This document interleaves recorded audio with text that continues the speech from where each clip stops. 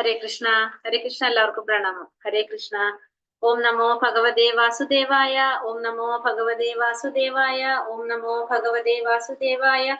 ഓം അജ്ഞാനതിമിരാന്തസ്യ ജ്ഞാനാഞ്ജനാശലാകയാ ചക്ഷുരുന്മീലിതം യേന തസ്മൈ ശ്രീ ഗുരവേ നമഃ.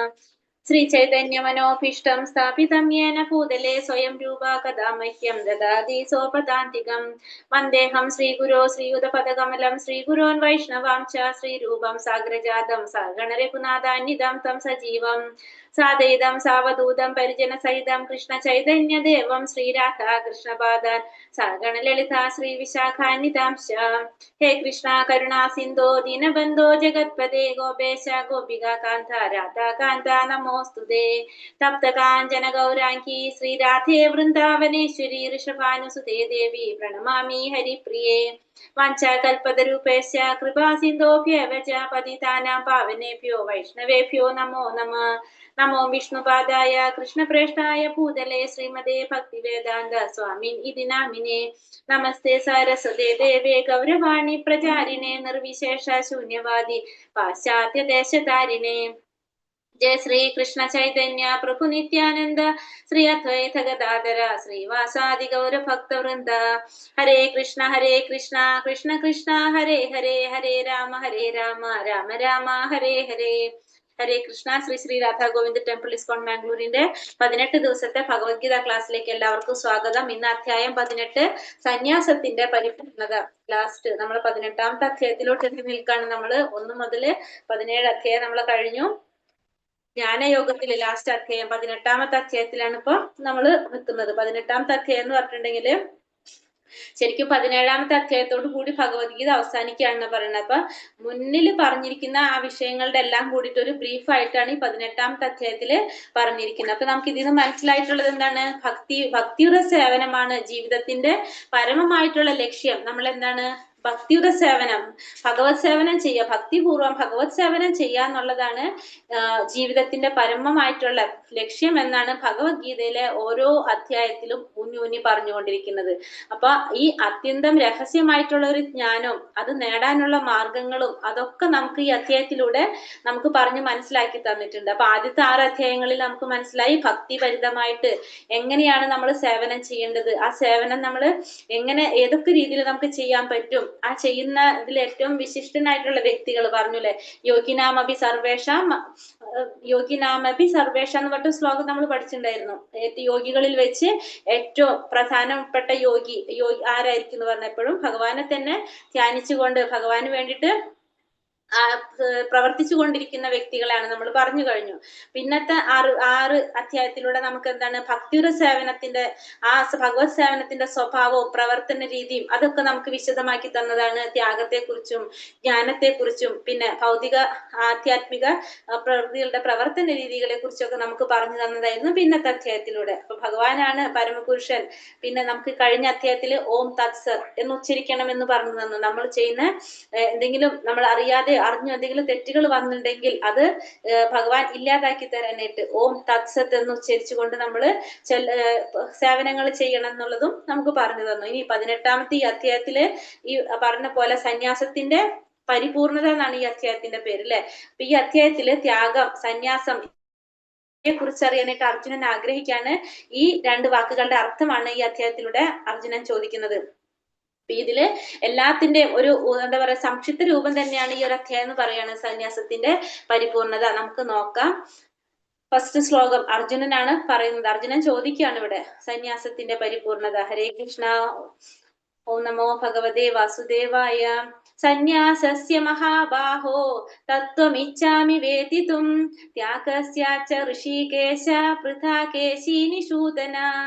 അർജുനൻ പറഞ്ഞു, മഹാബാഹുവായ കൃഷ്ണ, കേശിയെ ഹനിച്ചവനും ഇന്ദ്രിയങ്ങളുടെ നാഥനുമായ ഭഗവാനെ, ത്യാഗത്തിന്റെയും സന്യാസത്തിന്റെയും ഉദ്ദേശം എന്തെന്നറിയാൻ ആഗ്രഹമുണ്ട്. അർജുനൻ എന്താ പറയണത്? മഹാബാഹുവായ കൃഷ്ണ, ഭഗവാനെ വിളിക്കാണ്. കേശിയെ ഹനിച്ചവനും, കേശി നിഷൂദന എന്നാ പറയണല്ലേ, കേശിയെ ഹനിച്ചവനും, കേശിയെ വധിച്ചവനും, പിന്നെ ഇന്ദ്രിയങ്ങളുടെ നാഥനുമായ ഭഗവാനെ. ഭഗവാൻ ആരാണ്? ഋഷികേശനാണ്, ഇന്ദ്രിയങ്ങളുടെ നാഥനുമായ ഭഗവാനെ എന്താ ചോദിക്കണേ? ത്യാഗത്തിന്റെയും സന്യാസത്തിന്റെയും ഉദ്ദേശം എന്തെന്നറിയാനായിട്ട് ആഗ്രഹമുണ്ട്. ത്യാഗവും സന്യാസവും ഈ രണ്ട് കാര്യങ്ങളുടെ ഉദ്ദേശം എന്താണെന്ന് അറിയാൻ ആഗ്രഹമുണ്ടെന്നാണ് ഇവിടെ ഭഗവാന്റെ അടുത്ത് അർജുനൻ പറയുന്നത്. അപ്പൊ ഈ ശ്ലോകത്തില് ഭഗവാനെ അർജുനൻ എന്തെന്ന് പറഞ്ഞിട്ടാണ് സംബോധന ചെയ്തിരിക്കുന്നത്? ഋഷികേശ, പിന്നെ കേശി നിഷൂദന, രണ്ടു പേരുകളെ വിളിച്ചിരിക്കുന്നത് ഭഗവാൻ അല്ലെ. ഒന്ന് ഋഷികേശൻ എന്നും രണ്ട് കേശി നിഷൂദന എന്ന് പറഞ്ഞിരിക്കുകയാണ്. കാരണം എന്താണ്? നമുക്കറിയാം ഋഷികേശൻ എന്ന് വെച്ചിട്ടുണ്ടെങ്കിൽ നമുക്കറിയാം ഇന്ദ്രിയങ്ങളുടെ നാഥനാണ് ഭഗവാൻ. ഇന്ദ്രിയങ്ങളുടെ നാഥനാണ്. നമ്മളെ ഇന്ദ്രിയങ്ങളെ കൺട്രോൾ ചെയ്യുന്നത് ആരാണ്? ഭഗവാനാണ്. ഭഗവാൻ നമ്മളെ ഇന്ദ്രിയങ്ങളെ കൺട്രോൾ ചെയ്യുന്നത് കാരണം കൊണ്ട് ഭഗവാൻ ഇന്ദ്രിയങ്ങളുടെ നാഥൻ എന്ന് പറയുന്നു. അതേപോലെ തന്നെ കേശി നിഷൂദന എന്ന് പറയുന്നത്, അപ്പൊ കേശി എന്നൊരു അസുരനെ വധിച്ചത് കൊണ്ട് ഭഗവാനെ നമ്മൾ എന്ത് പറയുന്നുണ്ട്? കേശവൻ എന്ന് വിളിക്കുന്നു. നമ്മ പറഞ്ഞു കേശിയെ ഹനിച്ചത് കൊണ്ട്. ആ കേശി നിഷൂദന എന്ന് പറയാൻ കാരണം വെച്ചിട്ടുണ്ടെങ്കിൽ അർജുനന്റെ സംശയങ്ങള്, ആ സംശയങ്ങൾ എന്താണ്? ഒരു അസുരനെ പോലെയാണ്. അസുരനോടാണ് ഈ സംശയങ്ങൾ ഉപമിക്കുന്നത്. അപ്പോ ഒരു അസുരനെ കൊല്ലുന്നത്, കേശി എന്നൊരു അസുരനെ വധിച്ച പോലെ അർജുനന്റെ ഈ സംശയങ്ങളെ ഇല്ലാതാക്കി തരാനായിട്ട്, ഇല്ലാതാക്കാൻ വേണ്ടിയിട്ടാണ് ഭഗവാനെ അർജുനൻ എങ്ങനെ സംബോധന ചെയ്യുന്നത്? അത് ഇല്ലാതാക്കി തരുന്നതാണ് അർജുനന്റെ ഒരു പ്രതീക്ഷ. അതുകൊണ്ടാണ് ഭഗവാനെ കേശി നിഷൂദന എന്ന് അർജുനൻ വിളിക്കുന്നത്. അപ്പോ ഭഗവാന് രണ്ടു പേരിലാണ് ഇവിടെ പറയുന്നത്. ഒന്ന് ഋഷികേശൻ എന്നും കേശി നിഷൂദന എന്നാണ് ഭഗവാൻ ഇവിടെ അർജുനനെ സംബോധന ചെയ്യുന്നത്. രണ്ട് ചോദ്യങ്ങളാണ് ചോദിക്കുന്നത്. ത്യാഗത്തിന്റെയും സന്യാസത്തിന്റെയും ഫലം എന്തെന്ന്, അല്ലെ, ഉദ്ദേശം എന്തെന്ന് അറിയാനായിട്ട് അർജുനൻ ആഗ്രഹിക്കുകയാണ്. അപ്പൊ ഭഗവാൻ അതിന് റിപ്ലൈ കൊടുക്കാണ്. എന്താ മറുപടി പറയുന്നത്? ശ്രീ ഭഗവാനുവാച കാമ്യാനാം കർമ്മണാം ന്യാസം സന്യാസം കവയോ വിദുഹു സർവകർമ്മ ഫലത്യാഗം പ്രാഹുസ്ത്യാഗം വിചക്ഷണഃ. ശ്രീ ഭഗവാൻ പറഞ്ഞു, ഭൗതിക വാഞ്ചകൾക്ക് വേണ്ടിയുള്ള കർമ്മങ്ങളെ ഉപേക്ഷിക്കുന്നതാണ് സന്യാസം എന്ന് വിദ്വാൻമാർ പറയുന്നു. സർവകർമ്മങ്ങളുടെയും ഫലങ്ങളെ ഉപേക്ഷിക്കുന്നതിനെയാണ് ബുദ്ധിമാന്മാർ ത്യാഗം എന്ന് വിളിക്കുന്നത്. അപ്പോ സന്യാസം എന്ന് പറഞ്ഞാൽ എന്താണ്? ഭൗതികമായിട്ടുള്ള ആഗ്രഹങ്ങൾക്ക് വേണ്ടിയുള്ള കർമ്മങ്ങളെ ഉപേക്ഷിക്കുന്നതാണ് സന്യാസം എന്ന് വിദ്വാൻമാര് പറയാണ്. അപ്പൊ ഭൗതികമായിട്ടുള്ള വാഞ്ചകൾ, നമ്മുടെ ആഗ്രഹങ്ങൾക്ക് വേണ്ടിയിട്ട് കർമ്മങ്ങൾ ചെയ്യാം. ആ കർമ്മങ്ങളെ ഉപേക്ഷിക്കുന്നതിനാണ് സന്യാസം എന്ന് വിദ്വാൻമാർ പറയുന്നു. പക്ഷെ സർവകർമ്മങ്ങളുടെയും ഫലങ്ങളെ ഉപേക്ഷിക്കുന്നതിനെയാണ് ബുദ്ധിമാന്മാർ എന്ത് പറയണത്? ത്യാഗം എന്ന് വിളിക്കുന്നത്. അപ്പൊ സർവകർമ്മങ്ങളുടെയും ഫലങ്ങൾ ഉപേക്ഷിക്കുക, അതിനെയാണ് ത്യാഗം എന്ന് ബുദ്ധിമാന്മാർ പറയുന്നത്. അപ്പൊ നമ്മൾ കർമ്മം ചെയ്യണം, പക്ഷെ ആ കർമ്മത്തിന്റെ ഫലങ്ങൾ ഉപേക്ഷിക്കുക, അതാണ് ത്യാഗം എന്നാണ് ബുദ്ധിമാന്മാർ പറയുന്നത്. പക്ഷെ സന്യാസം എന്ന് പറയുന്നത് എന്താണ്? ഭൗതിക വാഞ്ചകൾക്ക് വേണ്ടിയുള്ള കർമ്മങ്ങൾ ഉപേക്ഷിച്ചു കഴിഞ്ഞാൽ അതിനെ സന്യാസം എന്ന് വിദ്വാൻമാർ പറയും. നമുക്ക് നോക്കാം. ശ്ലോകം 3 പറയാണ്, എല്ലാ കാമ്യകർമ്മങ്ങളും ദോഷകരങ്ങളാകിയാൽ ദോഷകരങ്ങളാകിയാൽ ത്യജിക്കണമെന്ന് ബുദ്ധിമാന്മാരായ ചിലർ പറയുന്നുണ്ട്. യജ്ഞം, തപസ്, ദാനം എന്നിവ ഒരിക്കലും ഉപേക്ഷിക്കാൻ പാടില്ലെന്ന് മറ്റു ചില ഋഷിമാർ അഭിപ്രായപ്പെടുന്നു. അപ്പൊ എല്ലാ കാമ്യകർമ്മങ്ങളും എന്താണ്? ദോഷകരങ്ങളാകിയാൽ ത്യജിക്കണമെന്ന് ബുദ്ധിമാന്മാരായ ചിലർ പറഞ്ഞു. കർമ്മങ്ങൾ നമുക്കറിയാലോ, നമ്മൾ ഫലം ആഗ്രഹിച്ചുകൊണ്ട് ചെയ്യുന്നതാണ്. അപ്പൊ അത് ത്യജിക്കണമെന്നാണ് ആര് പറയണത്? ബുദ്ധിമാന്മാര് പറയുന്നത്. യജ്ഞം, ദാനം, തപസ് എന്നിവ ഒരിക്കലും ഉപേക്ഷിക്കാൻ പാടില്ല എന്നുള്ളതും ഋഷിമാര് പറയുന്നുണ്ട്. അപ്പൊ ഭഗവാൻ അഭിപ്രായം പറയുന്നതിന് മുന്നേ ഇത് പറയാണ്, ഓരോരുത്തരുടെ അഭിപ്രായങ്ങൾ പറയണം. അപ്പൊ ഋഷിമാര് പറയണത് യജ്ഞം, ദാനം, തപസ് ഇതൊരിക്കലും ഉപേക്ഷിക്കാൻ പാടില്ല എന്നാണ്. പിന്നെ കാമ്യകർമ്മങ്ങള് ദോഷകരമായതുകൊണ്ട് അതിനെ ത്യജിക്കണമെന്ന് ബുദ്ധിമാന്മാരായ ചിലര് പറയുന്നുണ്ട്. അപ്പൊ ഫലം ഉദ്ദേശിച്ച് ചെയ്യുന്ന കർമ്മങ്ങൾ നമ്മൾ ഉപേക്ഷിക്കണം, എന്നാൽ ആത്മീയമായിട്ട് ഉന്നതി തരുന്ന കർമ്മങ്ങൾ നമ്മൾ ത്യജിക്കാൻ പാടില്ല. ഇതാണ് നമ്മൾ പറയുന്നത്. അപ്പൊ നമ്മളെ ഹൃദയശുദ്ധിക്കും ആധ്യാത്മികമായിട്ടുള്ള വളർച്ചയ്ക്കും ജ്ഞാനത്തിനും വേണ്ടുന്ന കർമ്മങ്ങൾ നമ്മൾ അനുഷ്ഠിക്കണം. നമുക്ക് നോക്കാം അടുത്തതിൽ എന്താ പറയണ. ഹേ ഭാരത ശ്രേഷ്ഠ, ത്യാഗത്തെ കുറിച്ച് എന്റെ വിധി നിർണയം കേൾക്കൂ. പുരുഷ വ്യാഘ്രമേ, ത്യാഗം 3 വിധമെന്ന് ധർമ്മശാസ്ത്രങ്ങളിൽ പ്രസ്താവിച്ചിട്ടുണ്ട്. അപ്പൊ ഭഗവാൻ പറയാൻ പോകാണ് ത്യാഗത്തെ കുറിച്ച് ഭഗവാന്റെ വിധി നിർണയം എന്താണെന്നുള്ളത് ഭഗവാൻ പറയാൻ പോകാണ് ഇവിടെ. അപ്പൊ ഭഗവാൻ പറയാന്ന് പറഞ്ഞിട്ടുണ്ടെങ്കിൽ അത് അൾട്ടിമേറ്റ് ആണ് അല്ലെ, നമ്മളെ അറിയാം. കാരണം ഭഗവാന്റെ അഭിപ്രായമാണ് ഭഗവാനോട് വെളിപ്പെടുത്തുന്നത്. അതെന്താണ്, ഫൈനൽ ആയിരിക്കും, ഏറ്റവും അന്തിമമായ ഒരു തീരുമാനമായിരിക്കും ഭഗവാന്റെ വരുന്നത്. അപ്പൊ ഭഗവാൻ എന്താണോ പറയുന്നത് അത് നമുക്ക് ഫൈനലായിട്ട് എടുക്കാനായിട്ട് സാധിക്കും. എന്താ ഭഗവാൻ പറയാൻ പോകുന്നത്? അടുത്ത ശ്ലോകത്തിൽ പറയാണ്, യജ്ഞം, ദാനം, തപസ് എന്നീ കർമ്മങ്ങൾ ഉപേക്ഷിക്കേണ്ടവയല്ല, അവ അനുഷ്ഠിക്കണം. മഹാത്മാക്കളെ പോലും വിശുദ്ധീകരിക്കുന്നവയാണ് അവ മൂന്നും. അപ്പൊ യജ്ഞമായാലും ദാനമായാലും തപസ്സായാലും ഈ കർമ്മങ്ങൾ എന്ത് ചെയ്യണം? ഇത് ഉപേക്ഷിക്കേണ്ടതല്ല, അവ അനുഷ്ഠിക്കേണ്ടതാണെന്ന് പറയാണ്. മഹാത്മാക്കളെ പോലും വിശദീകരിക്കുന്നവയാണ്. അപ്പൊ ഭഗവാന്റെ അഭിപ്രായ പ്രകാരം യജ്ഞവും ദാനവും തപസ്, ഇത് മൂന്ന് കർമ്മങ്ങളും നമ്മൾ എന്താണ്, ഉപേക്ഷിക്കേണ്ടതായിട്ടുള്ളതല്ല, അവ അനുഷ്ഠിക്കേണ്ടതാണെന്നാണ് ആര് പറയുന്നത്? ഭഗവാൻ പറയുന്നത്. അത് മഹാത്മാക്കളെ പോലും എന്ത് ചെയ്യുന്നതാണ്? വിശുദ്ധീകരിക്കുന്നതാണെന്ന് ഭഗവാൻ പറയാണ്. അപ്പൊ മനുഷ്യ സമുദായത്തിന്റെ പുരോഗതിക്ക് വേണ്ടിയിട്ടായിരിക്കണം നമ്മൾ എന്ത് ചെയ്യേണ്ടത്? നമ്മൾ പ്രവർത്തിക്കേണ്ടത്. യജ്ഞം നടത്തേണ്ടതും ദാനം നടത്തേണ്ടതും തപസ് അനുഷ്ഠിക്കേണ്ടതും നമ്മൾ മനുഷ്യ സമുദായത്തിന്റെ പുരോഗതിക്ക് വേണ്ടിയിട്ടായിരിക്കും. അതായത് ആത്മീയമായ പുരോഗതിക്ക് ചെയ്യുന്ന എല്ലാ ശുദ്ധീകരണ പ്രവർത്തനങ്ങളും നമ്മൾ എന്ത് ചെയ്യണം? അത് അനുഷ്ഠിക്കേണ്ടതാണ്. അത് മഹാത്മാക്കളെ പോലും വിശുദ്ധീകരിക്കുന്നതാണെന്ന് പറഞ്ഞു. അപ്പൊ വിധിവിഹിതങ്ങളായിട്ടുള്ള യജ്ഞങ്ങള്, അതേപോലെ തന്നെ നമ്മള് ദാനം, പിന്നെന്താണ്, തപസ്, ഇതെല്ലാം നമ്മള് ഹൃദയശുദ്ധീകരണത്തിന് വേണ്ടിയിട്ടുള്ളതാണ്. അർഹരായ വ്യക്തിക്ക് ദാനം കൊടുക്കുക, പിന്നെ അതേപോലെ തന്നെ എന്താണ്, നമ്മള് യജ്ഞങ്ങൾ ചെയ്യുക, തപസ്സുകൾ അനുഷ്ഠിക്കുക, ഇതൊക്കെ നമ്മളുടെ ആധ്യാത്മിക ഉന്നതിക്ക് വേണ്ടിയിട്ടുള്ളതാണ്. അതുകൊണ്ട് ഇത് അനുഷ്ഠിക്കേണ്ടതാണെന്ന് ഭഗവാൻ ഇവിടെ പറയാണ് ഇരുന്നിട്ട്. അപ്പൊ ഇത് ചെയ്യേണ്ടതാണ് എന്ന് ഭഗവാൻ ഇവിടെ പറയണം. അത് ആരെ? മഹാത്മാക്കളെ പോലും വിശുദ്ധീകരിക്കുന്നതാണെന്നാണ് ഭഗവാൻ പറയുന്നത്. അടുത്ത ശ്ലോകത്തിലോ ആസക്തിയോ ഫലോദ്ദേശമോ കൂടാതെ അനുഷ്ഠിക്കപ്പെടേണ്ടവയാണ് ഈ കർമ്മങ്ങൾ.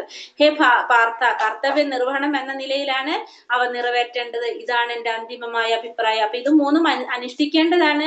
പക്ഷെ അത് എങ്ങനെ അനുഷ്ഠിക്കണം എന്ന് ഭഗവാൻ അടുത്ത ശ്ലോകത്തിൽ പറഞ്ഞിട്ടാണ്. എല്ലാതും അനുഷ്ഠിക്കണം. എങ്ങനെയാണ്? ആസക്തി കൂടാതെ, ഫലങ്ങൾ ഉദ്ദേശിക്കാതെ നമ്മൾ ഇത് അനുഷ്ഠിക്കേണ്ടതാണ്. കർത്തവ്യം എന്ന നിലയിലായിരിക്കണം നമ്മൾ ഇതെല്ലാം ചെയ്യേണ്ടത് എന്നാണ് ഭഗവാന്റെ അഭിപ്രായം. ഭഗവാന്റെ അഭിപ്രായത്തില് നമ്മൾ ഈ യജ്ഞവും ദാനവും തപസ്സുകളെല്ലാം അനുഷ്ഠിക്കണം. പക്ഷെ അതിൽ ആസക്തി ഉണ്ടാവാൻ പാടില്ല, ഫലങ്ങൾ ഉദ്ദേശിക്കാൻ പാടില്ല. നമ്മളുടെ ഒരു കർത്തവ്യമാണ് എന്ന നിലയിലായിരിക്കണം നമ്മൾ എന്ത് ചെയ്യേണ്ടത്? ഇത് മുഴുവനും അനുഷ്ഠിക്കേണ്ടത്. യജ്ഞങ്ങളായാലും ദാനങ്ങളായാലും തപസ്സുകളായാലും അനുഷ്ഠിക്കേണ്ടത് ഒരു കർത്തവ്യം എന്ന നിലയിലായിരിക്കണം. അതിന്റെ ഫലമോ അതിന്റെ ആസക്തി ഉണ്ടാവാതെ ആയിരിക്കണം നമ്മൾ അത് ചെയ്യേണ്ടത്. അപ്പോ ജീവിതത്തെ പവിത്രീകരിക്കാൻ, ആത്മീയമായ ഉന്നതിയിലേക്ക് ഉയർത്താനായിട്ട്, ഉന്നതിയിലേക്ക് പോകാനായിട്ട് അത് സാധ്യമാകും. ഇതാണ് ഭഗവാന്റെ അഭിപ്രായം. ഭഗവാൻ പറയാണ്, അത് ഭഗവാന്റെ അഭിപ്രായത്തിൽ പറഞ്ഞുതരാണിത്. അതാണ് ഫൈനൽ. ഭഗവാൻ എന്താണോ പറയുന്നത് അതാണ് നമ്മളുടെ ഫൈനൽ ആയിട്ടുള്ള കാര്യം അല്ലെ. അപ്പൊ നിയത കർമ്മങ്ങളെ ഒരിക്കലും ഉപേക്ഷിച്ചുകൂടാ. വ്യാമോഹം കൊണ്ട് അങ്ങനെ ചെയ്യുന്നുവെങ്കിൽ ആ ത്യാഗം തമോ ഗുണത്തിലുള്ളവയാണ്. പിന്നെ തമോ ഗുണത്തിലുള്ള ത്യാഗത്തെ കുറിച്ച് പറയാണ്. അപ്പൊ ത്യാഗം, യജ്ഞം, തപസ്, ഈ മൂന്ന് കാര്യങ്ങളെ കുറിച്ചാണ് ചോദിച്ചത്. അപ്പൊ ത്യാഗത്തെ കുറിച്ചാണ് ആദ്യം പറയുന്നത്. നിയത കർമ്മങ്ങളെ ഓരോരുത്തർക്കും നമ്മൾ ഭൗതിക ലോകത്തിൽ നമ്മൾ വരുമ്പോ നമുക്ക് ആയിട്ട് പറഞ്ഞിട്ടുള്ള ഓരോ കർമ്മങ്ങളുണ്ട്. ആ നിയത കർമ്മങ്ങൾ നമ്മൾ ഒരിക്കലും ഉപേക്ഷിക്കാൻ പാടില്ല. അങ്ങനെ ചെയ്തുവെങ്കിൽ അതിനെന്താണ്? അത് തമോ ഗുണത്തിലുള്ള ത്യാഗമാണെന്ന് പറയണം. അപ്പൊ ഭൗതികമായിട്ടുള്ള സംതൃപ്തിക്കുള്ള കർമ്മങ്ങളാണ് നമ്മൾ ഉപേക്ഷിക്കേണ്ടത്. പക്ഷെ നിയത കർമ്മങ്ങള് നമ്മൾ ഒരിക്കലും, നമുക്ക് ഓരോരുത്തർക്കും പറഞ്ഞിട്ടുള്ള കർമ്മങ്ങൾ നമ്മൾ ഉപേക്ഷിക്കാനായിട്ട് പാടില്ല. നമ്മളെ സാഹചര്യം കൊണ്ട് അല്ലെങ്കിൽ നമ്മളുടെ ചുറ്റുപാട് കൊണ്ട് നമുക്ക് അനുഷ്ഠിക്കേണ്ടതായിട്ടുള്ള കുറെ കർമ്മങ്ങൾ ഉണ്ടാവും. അത് മുഴുവൻ നമ്മൾ ഉപേക്ഷിക്കാതെ നമ്മൾ അത് ചെയ്യേണ്ടതാണ്. അങ്ങനെ ചെയ്യുന്നുവെങ്കിൽ, വ്യാമോഹം കൊണ്ട് അങ്ങനെ ചെയ്യുന്നുവെങ്കിൽ, ഉപേക്ഷിച്ചിട്ടുണ്ടെങ്കിൽ അതെന്താണ്? ആ ത്യാഗം തമോ ഗുണത്തിലുള്ളതാണ്. ഉദാഹരണം പറയുകയാണെങ്കിൽ ഒരു ഗുരു ഒരു ശിഷ്യന്റെ കൃഷ്ണാവബോധം വളർത്തുന്നതിൽ സഹായിക്കാനായിട്ട് ആ വ്യക്തിയെ നമ്മൾ വിവാഹം ചെയ്തു കൊടുക്കാനായിട്ട് ആ ഗുരുവിന് ഒരു ഉത്തരവാദിത്വം ഉണ്ടെങ്കിൽ ആ ഗുരു ആ ഉത്തരവാദിത്തത്തിൽ നിന്ന് മാറി നിൽക്കുകയാണെങ്കിൽ അതെന്താണ്? തമോ ഗുണ പ്രേരിതമായ പ്രവൃത്തിയിലായിരുന്നു പെടുന്നത്. കാരണം ആ ഗുരുവിന്റെ ഉത്തരവാദിത്തമാണ് ആ ശിഷ്യന് എന്റെ കൃഷ്ണാവബോധത്തിൽ വളരാൻ വേണ്ടിയിട്ട് ഈ ഒരു സഹായം ചെയ്തു കൊടുക്കുക എന്നുള്ളത്. പക്ഷെ അത് ആ ഗുരു ചെയ്യുന്നില്ലെങ്കിൽ അത് തമോ ഗുണത്തിലുള്ള ത്യാഗമാണെന്നാണ് പറയുന്നത്. പിന്നെ ഭഗവാന് വേണ്ടി നമുക്കറിയാം, നമ്മൾ ചെയ്യുന്ന എല്ലാ പ്രവർത്തികളും ഭഗവാന് വേണ്ടിയിട്ടായിരിക്കണം ചെയ്യേണ്ടത്. നമ്മൾ ഭഗവാന് വേണ്ടിയിട്ട് നിവേദ്യം പാകം ചെയ്യാം. പിന്നെ അതുപോലെ ഭക്ഷണം, എന്താ പറയാ, കാരുണ്യം, ഭഗവാന്റെ കാരുണ്യമായിട്ട് ഭഗവാന്റെ പ്രസാദം സ്വീകരിക്കാനായിട്ട് സാധിക്കും. ആത്മീയ പ്രവർത്തനങ്ങൾ എന്തൊക്കെ ചെയ്യാൻ സാധിക്കുക അതൊക്കെ ചെയ്യാം. അതൊക്കെ ശ്രദ്ധാപൂർവ്വം നമ്മൾ അനുഷ്ഠിക്കേണ്ടതാണ്. അതുപോലെ തന്നെ ഒരു സന്യാസി തനിക്ക് വേണ്ടിയിട്ടൊന്നും ചെയ്യാൻ പാടില്ല, തനിക്ക് വേണ്ടിയിട്ടായിട്ടൊന്നും ചെയ്യരുത്. എന്താണ് പറയണത്, അങ്ങനെ. പക്ഷെ ഭഗവാന് വേണ്ടിയിട്ട്, അതായത് ഭക്ഷണം സന്യാസിക്ക് സ്വന്തമായിട്ട് കഴിക്കാൻ വേണ്ടിയിട്ട് ഭക്ഷണം ഉണ്ടാക്കി കഴിക്കാൻ പാടില്ല. പക്ഷെ ഭഗവാനെ നിവേദിക്കാൻ വേണ്ടിയിട്ട് എന്ത് ചെയ്യാം, പ്രസാദം ഉണ്ടാക്കാം. ഭഗവാൻ അത് സ്വീകരിച്ചു കഴിഞ്ഞാൽ എന്താണ്, അത് തെറ്റല്ല. കാരണം അത് ഭഗവാന് വേണ്ടിയിട്ട് നിവേദിച്ചു, അത് സ്വീകരിക്കുകയാണ് ചെയ്യുന്നത്, പ്രസാദമാണ് സ്വീകരിക്കുന്നത്. അടുത്തതിലോ, നിയത കർമ്മങ്ങൾ ക്ലേശകരമെന്ന് വെച്ചോ ബുദ്ധിമുട്ടായി കണക്കാക്കിയോ ചെയ്യാതെ വിടുന്നത് രാജസമായ ത്യാഗമാണ്. അത്തരം പ്രവൃത്തി ഒരിക്കലും ത്യാഗത്തിന്റെ ഉന്നതിയിലേക്ക് നയിക്കുന്നില്ല. ഇനി നിയത കർമ്മങ്ങൾ ക്ലേശകരമാണെന്ന് കരുതിക്കൊണ്ട് ബുദ്ധിമുട്ടാണെന്ന് വിചാരിച്ചുകൊണ്ട് ചെയ്യാതിരുന്നു കഴിഞ്ഞാൽ അതെന്താണ്, രാജസികമായിട്ടുള്ള ത്യാഗമാണെന്ന് പറയുന്നത്. അത്തരം പ്രവൃത്തി ഒരിക്കലും ത്യാഗത്തിന്റെ ഉന്നതിയിലേക്ക് നയിക്കുന്നില്ല. അപ്പോ ഈ കൃഷ്ണാവബോധത്തിലൊക്കെ വന്നിട്ട് നമുക്ക് തോന്നാണ് നമ്മൾ ഈ ഫലോദിഷ്ടമായ കർമ്മങ്ങൾ ഉപേക്ഷിക്കണം നമ്മൾ പറഞ്ഞു. അപ്പൊ നമുക്ക് തോന്നാണ് നമ്മൾ ഈ പറഞ്ഞുള്ള ധനം ആർജിക്കാനുള്ള മാർഗങ്ങളൊക്കെ നമുക്കുണ്ട്, നമുക്ക് നല്ലൊരു ജോലി ഉണ്ട്, നമ്മൾ അതൊക്കെ വേണ്ടാന്ന് വെച്ചിട്ട് നമ്മൾ ഈ കൃഷ്ണാവബോധത്തിൽ നിൽക്കുകയാണ്. എന്നിട്ട് പ്രഭു ചോദിക്കണ്ടായിരുന്നില്ല നമ്മൾ അങ്ങനെ പൈസ ഉണ്ടാക്കണമൊക്കെ തെറ്റാണെന്ന്. ശരിക്കും നമുക്ക് അങ്ങനെ ജോലി ഉണ്ടെങ്കിൽ നമ്മൾ അത് ചെയ്യണം. നമുക്ക് ചെയ്യാനുള്ളൊരു സാഹചര്യങ്ങൾ ഉണ്ടായിട്ട് നമ്മളത് ചെയ്യാതിരുന്നു കഴിഞ്ഞാൽ അത് രാജസികമായിട്ടുള്ള ത്യാഗമാണ്. കാരണം നമുക്ക് ചെയ്യാം, പക്ഷെ നമ്മൾ എന്ത് ചെയ്യണം, അതിന്റെ കിട്ടുന്നതിന്റെ എന്താ പറയാ, അതിന്റെ പുണ്യം, അതിന്റെ ഗുണം, അതായത് ആ പൈസ നമുക്ക് ആ പ്രവൃത്തി കൊണ്ട് നമുക്ക് കിട്ടുന്ന ധനം നമുക്ക് എന്ത് ചെയ്യാം, കൃഷ്ണാവബോധ പ്രവർത്തനങ്ങൾക്ക് ഉപയോഗിക്കാം. അത് ചെയ്തു കഴിഞ്ഞാൽ അത് സാത്വികമായിട്ടുള്ള പ്രവൃത്തിയായിട്ട് മാറി.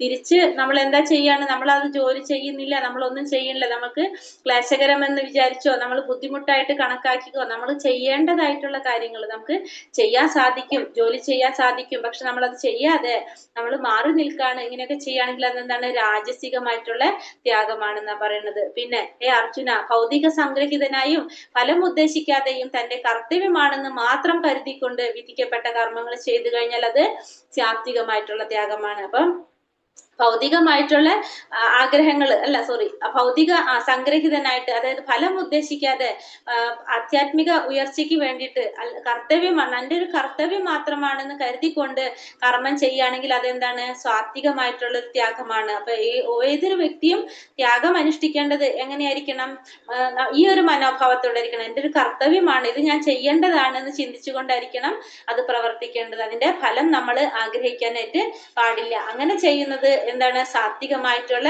ത്യാഗമാണ്. അപ്പൊ 3 തരം ത്യാഗം. സാത്വികമായിട്ടുള്ള ത്യാഗം എന്താണ്, കർത്തവ്യമാണെന്ന് മാത്രം ചിന്തിച്ചുകൊണ്ട് ചെയ്തു കഴിഞ്ഞാൽ അത് സാത്വികമായിട്ടുള്ളതാണ്. രാജസികം എന്ന് വെച്ചിട്ടുണ്ടെങ്കിൽ എന്താണ്, നമുക്ക് ബുദ്ധിമുട്ടുണ്ടാവും, ക്ലേശകരം എന്നൊക്കെ വിചാരിച്ചുകൊണ്ട് നമ്മൾ നിയത കർമ്മങ്ങൾ ചെയ്യാതിരുന്നു കഴിഞ്ഞാൽ അത് രാജസികമായിട്ടുള്ള ത്യാഗമാണ്. പിന്നെ വ്യാമോഹം കൊണ്ട് നിയത കർമ്മങ്ങളെ ഉപേക്ഷിച്ചാല് ചെയ്യാതിരിക്കുകയാണെങ്കിൽ അതെന്താണ്, തമോ ഗുണത്തിലുള്ള തമോ ഗുണപ്രകാരമായിട്ടുള്ള ത്യാഗമാണെന്ന് പറയാം. താനും കൃഷ്ണനുമായുള്ള ബന്ധത്തെ പറ്റി അറിഞ്ഞുകൊണ്ട് പ്രവർത്തിക്കുന്ന കൃഷ്ണാവബോധനിഷ്ഠനായ മനുഷ്യൻ എപ്പോഴും മുക്താവസ്ഥയിലാണ്. തന്മൂലം അയാൾക്ക് മരണശേഷം സ്വകർമ്മ ഫലങ്ങളായ സുഖദുഃഖാനുഭവങ്ങൾക്ക് ഇടവരുന്നില്ല. അപ്പൊ താനും കൃഷ്ണനുമായുള്ള ബന്ധത്തെ പറ്റി അറിഞ്ഞുകൊണ്ട് പ്രവർത്തിക്കുന്ന കൃഷ്ണാവബോധനിഷ്ഠനായ മനുഷ്യൻ എപ്പോഴും മുക്താവസ്ഥയിലാണ്. അപ്പൊ ഭഗവാനും താനും തമ്മിലുള്ള ബന്ധം എന്താണ് മനസ്സിലായിക്കൊണ്ടിരുന്നത്, ജീവാത്മാവും പരമാത്മാവും തമ്മിലുള്ള ബന്ധം എന്താണെന്ന് കൃത്യമായിട്ട് മനസ്സിലാക്കുന്ന ഒരു വ്യക്തി എന്താണ്, എപ്പോഴും മുക്താവസ്ഥയിലായിരിക്കും. അയാൾക്ക് സ്വകർമ്മ ഫലങ്ങളുടെ സുഖാനുഭവങ്ങൾ, ഒരിക്കലും സുഖ ദുഃഖ അനുഭവങ്ങളൊന്നും അനുഭവിക്കേണ്ടതായിട്ട് വരില്ല. കാരണം താനും ഭഗവാനും തമ്മിലുള്ള ഒരു ബന്ധം മനസ്സിലാക്കുന്നത് കൊണ്ട് സ്വാഭാവികമായിട്ടും ആ വ്യക്തിക്ക് അറിയാൻ ചെയ്യേണ്ട എല്ലാ പ്രവർത്തനങ്ങളും ആർക്ക് വേണ്ടിയിട്ടാണ്, ഭഗവാന് വേണ്ടിയിട്ടാണ്. അപ്പൊ അതിന് ഒരിക്കലും അതിന്റെ ഫലങ്ങൾ, പുണ്യപാപ ഫലങ്ങൾ അനുഭവിക്കേണ്ടതായിട്ട് വരുന്നില്ല. അനിഷ്ടം, ഇഷ്ടം, മിശ്രം, ഇങ്ങനെ 3 വിധത്തിലുള്ള കർമ്മങ്ങളെയും ത്യാഗികളല്ലാത്തവർക്ക് മരണാന്തരം അനുഭവിക്കേണ്ടതായിട്ട് വരും. പക്ഷെ സന്യാസികൾക്ക് ഇത്തരം അനുഭവങ്ങളൊന്നും ഉണ്ടാകുന്നില്ല. അപ്പൊ നരകത്തിലേക്ക് പോകുന്നതും സ്വർഗത്തിലേക്ക് നയിക്കുന്നതും മിശ്രമായിട്ടുള്ള കാര്യങ്ങളൊക്കെ ചെയ്യണം. പക്ഷെ സന്യാസികൾക്ക് ഈ ഒരു സംഭവം വരുന്നില്ല എന്ന് പറയണം. അപ്പൊ ഭഗവാനും താനും തമ്മിലുള്ള ഒരു ബന്ധം മനസ്സിലാക്കി കഴിഞ്ഞാൽ ആ വ്യക്തി എപ്പോഴും മുക്താവസ്ഥയിലായിരിക്കും. സുഖദുഃഖങ്ങളുടെ ആ ഫലം അവർക്ക് അനുഭവിക്കേണ്ടതായിട്ട് വരുന്നില്ല. പിന്നെ അനാസക്തമായും രാഗദ്വേഷരഹിതമായും ഫലാസക്തി കൂടാതെയും നിയന്ത്രിതമായ വിധത്തിൽ ചെയ്യുന്ന കർമ്മം സാത്വികമാണ്. ഇനി സാത്വികമായ കർമ്മത്തെ കുറിച്ച് പറയാണ്. അനാസക്തമായി, ആസക്തിയില്ലാതെ, രാഗദ്വേഷരഹിതമായിട്ടും അതിന്റെ ഫലങ്ങൾ ആഗ്രഹിക്കാതെ, ഗുണങ്ങളായിക്കോട്ടെ ദോഷങ്ങളായിക്കോട്ടെ, ഗുണദോഷം പുണ്യം പാപം അതൊന്നും ആഗ്രഹിക്കാതെ, ഫലത്തിന്റെ ആസക്തി ഇല്ലാതെ, ഇതില് ഫലത്തിൽ ആസക്തി ഇല്ലാതെ ചെയ്യുന്ന കർമ്മം എന്താണ്? സാത്വികമായിട്ടുള്ള കർമ്മമാണ്. തന്റെ ആഗ്രഹം നിറവേറ്റാനായോ മിഥ്യാഹംഭാവം കൊണ്ടോ ഏറെ പ്രയാസപ്പെട്ട് ചെയ്യുന്ന കർമ്മം രാജസികമാണ്. തന്റെ ആഗ്രഹം നിറവേറ്റാൻ വേണ്ടിയിട്ട്, നമ്മളുടെ ആഗ്രഹങ്ങൾ നിറവേറ്റാൻ വേണ്ടിയിട്ട് മിഥ്യമായിട്ടുള്ള ഒരു അഹംഭാവം കൊണ്ട് ഏറെ പ്രയാസപ്പെട്ട് നമ്മൾ ചെയ്യുന്ന കർമ്മങ്ങൾ എന്താണ്? രാജസിക കർമ്മങ്ങളാണ്. അപ്പം ആഗ്രഹം നിറവേറ്റണം, നമ്മളുടെ സന്തോഷത്തിന് വേണ്ടിയിട്ട് നമ്മൾ ചെയ്യുകയാണെങ്കിൽ അത് രാജസിക കർമ്മമാണ്. ഫലത്തിൽ ആസക്തി ഇല്ലാതെ നമ്മൾ എന്താണ് കർമ്മം ചെയ്യുകയാണെങ്കിൽ, നമുക്ക് പറഞ്ഞിട്ടുള്ള നിയത കർമ്മങ്ങൾ നമ്മൾ ചെയ്യുകയാണെങ്കിൽ അത് സാത്വികമായിട്ടുള്ള കർമ്മമാണ്. തുടർന്നുണ്ടാവുന്ന കെട്ടുപാടുകളെയോ അന്യർക്കുണ്ടാവുന്ന നാശങ്ങളെയോ ക്ലേശങ്ങളെയോ അവഗണിച്ചുകൊണ്ട് ശാസ്ത്ര നിർദ്ദേശങ്ങൾക്കെതിരായിട്ട് ചെയ്യുന്ന കർമ്മങ്ങൾ താമസികമാണ്. അപ്പൊ തുടർന്നുണ്ടാകുന്ന അന്യർക്കുണ്ടാവുന്ന നാശങ്ങളോ ദോഷങ്ങളോ അതൊന്നും ചിന്തിക്കാതെ ശാസ്ത്രത്തിൽ പറഞ്ഞിരിക്കുന്നതിന് ഓപ്പോസിറ്റ് ആയിട്ട്, ശാസ്ത്രങ്ങളിൽ നിർദ്ദേശിക്കുന്നതിന് എതിരായിട്ട് കർമ്മം ചെയ്യുകയാണെങ്കിൽ അതെന്താണ്? താമസികമായിട്ടുള്ള കർമ്മമാണെന്ന് പറയാം. അപ്പൊ ഒരാൾ സ്വന്തം ആവശ്യത്തിന്, സ്വന്തം ഇഷ്ടത്തിന്, അല്ലെങ്കിൽ സ്വന്തം കാര്യം നടക്കാൻ വേണ്ടിയിട്ട് മറ്റുള്ളവർക്ക് ബുദ്ധിമുട്ടുണ്ടാവുന്ന രീതിയിൽ അങ്ങനെയൊക്കെ ചെയ്യുകയാണെങ്കിൽ അതെന്താണ്? ക്ലേശമുണ്ടാക്കുന്ന രീതിയിലൊക്കെ ചെയ്യുകയാണെങ്കിൽ അതിനെ നമുക്ക് താമസികമായിട്ടുള്ള കർമ്മം എന്ന് പറയാനായിട്ട് സാധിക്കും. അപ്പൊ ഫസ്റ്റ് സാത്വികം എന്ന് പറഞ്ഞാല് നമ്മള് അനാസക്തരായിട്ട് രാഗദ്വേഷരഹിതമായിട്ട് ഫലത്തിൽ ആസക്തി ഇല്ലാതെ നമ്മൾ നിയത കർമ്മങ്ങൾ നമ്മൾ ചെയ്യുകയാണെങ്കിൽ അത് സാത്വികമായിട്ടുള്ള കർമ്മം. സ്വന്തം ആഗ്രഹം നിറവേറ്റാൻ വേണ്ടി ചെയ്യപ്പെടുന്നത് രാജസികമായിട്ടുള്ള കർമ്മം. മറ്റുള്ളവർക്ക് ബുദ്ധിമുട്ടുണ്ടാക്കാനും ക്ലേശങ്ങൾ ഉണ്ടാക്കിക്കൊണ്ട് ശാസ്ത്രത്തെ അവഗണിച്ചുകൊണ്ട് ചെയ്യുന്നത് താമസികമായിട്ടുള്ള കർമ്മങ്ങൾ. അപ്പൊ ത്യാഗം പറഞ്ഞു, പിന്നെ കർമ്മങ്ങൾ പറഞ്ഞു, ഇനി ബുദ്ധിയെ കുറിച്ച് പറയാണ്. കുന്തിപുത്ര, ചെയ്യേണ്ടതും ചെയ്യത്തു കൂടാത്തതും എന്ത്, ഭയപ്പെടേണ്ടതും ഭയപ്പെടേണ്ടാത്തതും എന്ത്, ബന്ധത്തിനും മോക്ഷത്തിനും കാരണമാകുന്നത് എന്ത് എന്നെല്ലാം അറിയുന്നതാണ് സാത്വികമായിട്ടുള്ള ബുദ്ധി. ഇനി സാത്വികമായിട്ടുള്ള ബുദ്ധി എന്ന് പറയുന്നത് എന്താണ്? ചെയ്യേണ്ടതും ചെയ്തു കൂടാത്തതും എന്താണ്, ഭയപ്പെടേണ്ടതും ഭയപ്പെടേണ്ടാത്തതും എന്താണ്, ബന്ധത്തിനും മോക്ഷത്തിനും കാരണമാവുന്നത് എന്ത് എന്നെല്ലാം അറിയുന്നതാണ് സാത്വികമായിട്ടുള്ള. അപ്പൊ എന്തൊക്കെ നമുക്ക് ചെയ്യണം, എന്തൊക്കെ ചെയ്യണ്ട, എന്തൊക്കെ മോക്ഷത്തിന് കാരണമാകും, അതൊക്കെ എല്ലാതും കറക്റ്റ് ആയിട്ട് മനസ്സിലാക്കുന്നത് അറിയുന്നതാണ് എന്ത്? സാത്വികമായിട്ടുള്ള ബുദ്ധി. അപ്പൊ ശാസ്ത്ര നിർദ്ദേശങ്ങൾക്കനുസരിച്ച് കർമ്മങ്ങൾ ചെയ്യുക. ആ കർമ്മങ്ങള് അതിനാണ് നമ്മൾ എന്താണ് പ്രവർത്തിച്ച നിവർത്തിച്ച എന്ന് പറഞ്ഞത്. പ്രവൃത്തിയും നിവർത്തിയും ആ ശാസ്ത്രത്തിൽ പറഞ്ഞിരിക്കുന്ന പ്രകാരം നിർദ്ദേശങ്ങൾക്കനുസരിച്ച് നമ്മൾ ചെയ്യുന്ന പ്രവൃത്തികള് പ്രവൃത്തി എന്ന് പറയും. അതിന് വിരുദ്ധമായിട്ട് ചെയ്ത നിവർത്തി എന്ന് പറയും. അപ്പൊ അതാണ് സാത്വികമായിട്ടുള്ള ബുദ്ധി. അടുത്തതോ ധർമ്മം എന്ത് അധർമ്മം എന്ത്, ചെയ്യേണ്ടത് എന്ത് ചെയ്യരുതാത്തത് എന്ത് വേർതിരിച്ചറിയാനാവാത്ത ബുദ്ധി രാജസികം. നമ്മൾ ധർമ്മം എന്താണെന്നോ അധർമ്മം എന്താണെന്നോ ചെയ്യേണ്ടത് എന്താണെന്നോ ചെയ്യേണ്ടാത്തത് എന്താണെന്നോ മനസ്സിലാകാത്തത്, വേർതിരിച്ചറിയാനാവാത്ത ബുദ്ധി എന്താണ്? രാജസികമായിട്ടുള്ള ബുദ്ധി. ഇനിയോ വ്യാമോഹത്തിന്റെയും അന്ധകാരത്തിന്റെയും സ്വാധീനതയിൽ അധർമ്മത്തെ ധർമ്മമായും ധർമ്മത്തെ അധർമ്മമായും കരുതി സദാ തെറ്റായ വഴിക്ക് പ്രവർത്തിക്കുന്ന ബുദ്ധി താമസികമായിട്ടുള്ള ബുദ്ധി. അപ്പൊ വ്യാമോഹത്തിന്റെയും അന്ധകാരത്തിന്റെയും സ്വാധീനതയില് ധർമ്മത്തെ അധർമ്മമായും അധർമ്മത്തെ ധർമ്മമായും കാണാം. അങ്ങനെ തെറ്റായ വഴിക്ക് നയിക്കുന്ന പ്രവർത്തിക്കുന്ന ബുദ്ധിയാണ് എന്ത്? താമസികമായിട്ടുള്ള ബുദ്ധി. അപ്പൊ 3 തരം ബുദ്ധിയെ കുറിച്ച് പറയാണ്. സാത്വികമായിട്ടുള്ള ബുദ്ധി എന്താണ്? ചെയ്യേണ്ടത് എന്താണ്, ചെയ്യപ്പെടേണ്ടത് എന്താണ്, മോക്ഷത്തിനും ബന്ധത്തിനും കാരണമാകുന്നത് എന്തൊക്കെ എന്ന് മനസ്സിലാക്കിക്കൊണ്ട് ചെയ്യുന്നതാണ് എന്നറിയുന്നതാണ് എന്ത്? സാത്വികമായിട്ടുള്ള ബുദ്ധി. ധർമ്മം എന്ത് അധർമ്മം എന്ത്, ചെയ്യേണ്ടത് എന്ത് ചെയ്യരുതാത്തത് എന്ത് എന്ന് വേർതിരിച്ചറിയാനാവാത്തതാണ് രാജസികമായിട്ടുള്ള ബുദ്ധി. പിന്നെ അധർമ്മത്തെ ധർമ്മമായും ധർമ്മത്തെ അധർമ്മമായും കരുതി തെറ്റായ വഴിക്ക് പ്രവർത്തിക്കുന്നതാണ് താമസികമായിട്ടുള്ള ബുദ്ധി. അപ്പൊ 3 കാര്യങ്ങൾ നമ്മൾ പഠിച്ചു. ത്യാഗത്തെ കുറിച്ച് പഠിച്ചു, കർമ്മത്തെ കുറിച്ച് പഠിച്ചു, ബുദ്ധിയെ കുറിച്ച് പഠിച്ചു. ഇതിന്റെ 3ഉം സാത്വികവും രാജസികവും താമസികവും നമുക്ക് മനസ്സിലായി കഴിഞ്ഞു. അടുത്തതില് ബ്രഹ്മഭൂത പ്രസന്നാത്മാ ന ശോചതി ന കാംക്ഷതി സമാ സർവേഷു ഭൂതേഷു മദ്ഭക്തിം ലഭതേ പരാം. ഈ ആധ്യാത്മിക അവസ്ഥയിൽ എത്തിച്ചേർന്നവൻ ബ്രഹ്മസാക്ഷാത്കാരം സിദ്ധിച്ച് പരമാനന്ദം അനുഭവിക്കുന്നു. അയാൾക്ക് ദുഃഖമില്ല, ആഗ്രഹങ്ങളില്ല, പിന്നെ സർവഭൂതങ്ങളിലും സമഭാവനയോടെയാണ് അയാൾക്കുള്ളത്. ഈ നിലയിൽ അയാൾ വിശുദ്ധ ഭക്തിയോടെ എന്റെ സേവനത്തിൽ മുഴുകുന്നു. അപ്പൊ ഈ ആധ്യാത്മിക അവസ്ഥയിൽ എത്തിച്ചേർന്നവൻ പരബ്രഹ്മ സാക്ഷാത്കാരം സിദ്ധിച്ച പരമാനന്ദം അനുഭവിക്കുന്നു. അപ്പൊ ഈ ആധ്യാത്മിക അവസ്ഥയില് ഈ ഒരു അവസ്ഥയിൽ എത്തിച്ചേർന്ന വ്യക്തികൾക്ക് ബ്രഹ്മഭൂയാവസ്ഥയിൽ എത്തിച്ചേർന്നു കഴിഞ്ഞാല് അവിടേക്ക് എത്തിക്കഴിഞ്ഞാൽ അവർക്ക് എന്താണ് പറയുന്നത്? അവർക്ക് പിന്നെ എന്തില്ല എന്ന് പറയുന്നത്? പരമാത്മ സാക്ഷാത്കാരം സിദ്ധിച്ച് പരമാനന്ദം അനുഭവിക്കാനായിട്ട് സാധിക്കാണ് അവർക്ക്. അങ്ങനെ അനുഭവിക്കുന്നവർക്ക് ദുഃഖങ്ങളില്ല, ആഗ്രഹങ്ങളില്ല. എല്ലാവരെയും സമഭാവനയോടെയാണ് അവർ കാണുന്നത്. അവർക്ക് എന്ത് മനസ്സിലാവാണ്? ശരീരം കൊണ്ട് മാത്രമേ നമ്മൾ എല്ലാവരും വ്യത്യസ്തരുള്ളൂ. എല്ലാവരിലും ഇരിക്കുന്ന പരമാത്മാവ് ഒന്ന് തന്നെയാണെന്ന് മനസ്സിലാക്കിക്കൊണ്ട് എല്ലാവരെയും സമഭാവനയോടെ കാണുകയാണ് ഇവര്. അവർക്ക് എന്താണ് ആ ബ്രഹ്മഭൂതാവസ്ഥ, ഭഗവത് സേവനത്തിൽ ഏർപ്പെടുന്ന മുക്തിപദത്തിലെത്തുന്ന ഒരു അവസ്ഥ, പരമസത്യത്തെയും ഭഗവാനെ കുറിച്ച് ആ ഒരു രീതിയിൽ മനസ്സിലാക്കുമ്പോഴാണ് നമുക്ക് എവിടെ എത്തുന്ന അൾട്ടിമേറ്റ് പൊസിഷനിൽ നമ്മൾ എത്തുന്നത്. അങ്ങനെ മനസ്സിലാക്കുന്ന വ്യക്തികൾക്ക് എന്തുണ്ടാവുന്നില്ല? അവര് എല്ലാവരെയും സമഭാവനയോടെ കാണുന്നു. ഒരു വേർതിരിവ് അവർക്ക് ഉണ്ടാകുന്നില്ല. എല്ലാ ഭൂതങ്ങളുടെ സമഭാവനയോടെ കാണുന്നു. ആ നിലയിൽ അയാൾ വിശുദ്ധ ഭക്തിയോടെ ഭഗവാന്റെ സേവനത്തിൽ ഏർപ്പെടുന്നു. അങ്ങനെയുള്ളവർ ഒരിക്കലും എന്താണ്, അവരെല്ലായ്പ്പോഴും സന്തുഷ്ടരാണ്. ഭഗവാന്റെ സേവനത്തിൽ പൂർണ്ണമായും മുഴുകിയിരിക്കുന്നത് കൊണ്ട് നഷ്ടത്തെക്കുറിച്ചോ ലാഭത്തെക്കുറിച്ചോ സുഖത്തെക്കുറിച്ചോ ദുഃഖത്തെക്കുറിച്ചോ അവർ ആഗ്രഹിക്കുന്നില്ല, അവർ ചിന്തിക്കുന്നില്ല. ഓരോ ജീവാത്മാവും ഭഗവാന്റെ അംശമായത് കൊണ്ട് തന്നെ എപ്പോഴും ഭഗവാന്റെ സേവകനാണ് എന്നറിയുന്നത് കൊണ്ട് അയാൾക്ക് എന്തുണ്ടാവുന്നില്ല? ഭൗതികമായിട്ടുള്ള കാര്യങ്ങളിലൊന്നും അയാൾക്ക് താല്പര്യം ഉണ്ടാകുന്നില്ല. ഒരാൾ അധമനാണെന്നോ ഉത്തമനാണെന്നോ അയാള് ചിന്തിക്കുന്നില്ല. എല്ലാവരെയും ഒരുപോലെ കാണുന്നു. ഈ ഭൗതിക ലോകത്തിലെല്ലാം ക്ഷണികങ്ങളാണെന്ന് അയാൾക്ക് മനസ്സിലാകുന്നു. അവരായിരിക്കും ഈ അതീന്ദ്രിയമായിട്ടുള്ള ഒരു അവസ്ഥയിലേക്ക് പരമാനന്ദം ബ്രഹ്മസാക്ഷാത്കാരം സിദ്ധിച്ചവര്, അത് പരബ്രഹ്മ സാക്ഷാത്കാരം സിദ്ധിച്ചത്, അത് അവര് പരമാനന്ദം അനുഭവിക്കുന്നവരായിരിക്കും. അവർക്കൊരിക്കലും ഈ പറഞ്ഞ പോലെ ദുഃഖങ്ങളോ സുഖങ്ങളോ അതിനെ കുറിച്ചൊന്നും ആഗ്രഹങ്ങളെ കുറിച്ചൊരു എന്താ പറയാ ആവലാതിയൊന്നും അവർക്ക് ഉണ്ടാവണമെന്നില്ല. അവരെല്ലായ്പ്പോഴും കല്ലിനെയും പൊന്നിനെയും ഒക്കെ ഒരേപോലെ കാണുന്നവരായിരിക്കും. ഇതാണ് നമ്മൾ പറഞ്ഞ ഈ ബ്രഹ്മഭൂതാവസ്ഥ എന്ന് പറയുക. അവർക്ക് എന്ത് പറഞ്ഞാലും നമ്മൾ ഈ ഭൗതിക ലോകത്തിൽ കാണുന്ന കല്ല് പൊന്ന് ഇതിനൊക്കെ അവർ ഒരേപോലെ ആയിരിക്കും കാണുന്നത്. ഈ പറഞ്ഞ പോലെ മൃഗങ്ങളും സസ്യങ്ങളും ജീവജങ്ങളും എന്തും ആയിക്കോട്ടെ എല്ലാത്തിനെയും ഒരേപോലെ ദർശിക്കുന്നവരായിരിക്കും ഇവർ. ഭക്ത്യാ മാമാഭിജാനാതി യാവാൻ യച്ഛാസ്മി തത്വതഃ തതോ മാം തത്വതോ യാത്തോ വിശദേ തദനന്തരം. ഭക്തിയുടെ സേവനം കൊണ്ട് മാത്രമേ ഞാനാണ് പരമദിവ്യോത്തമ പുരുഷനാണെന്ന സത്യം അറിയാൻ കഴിയൂ.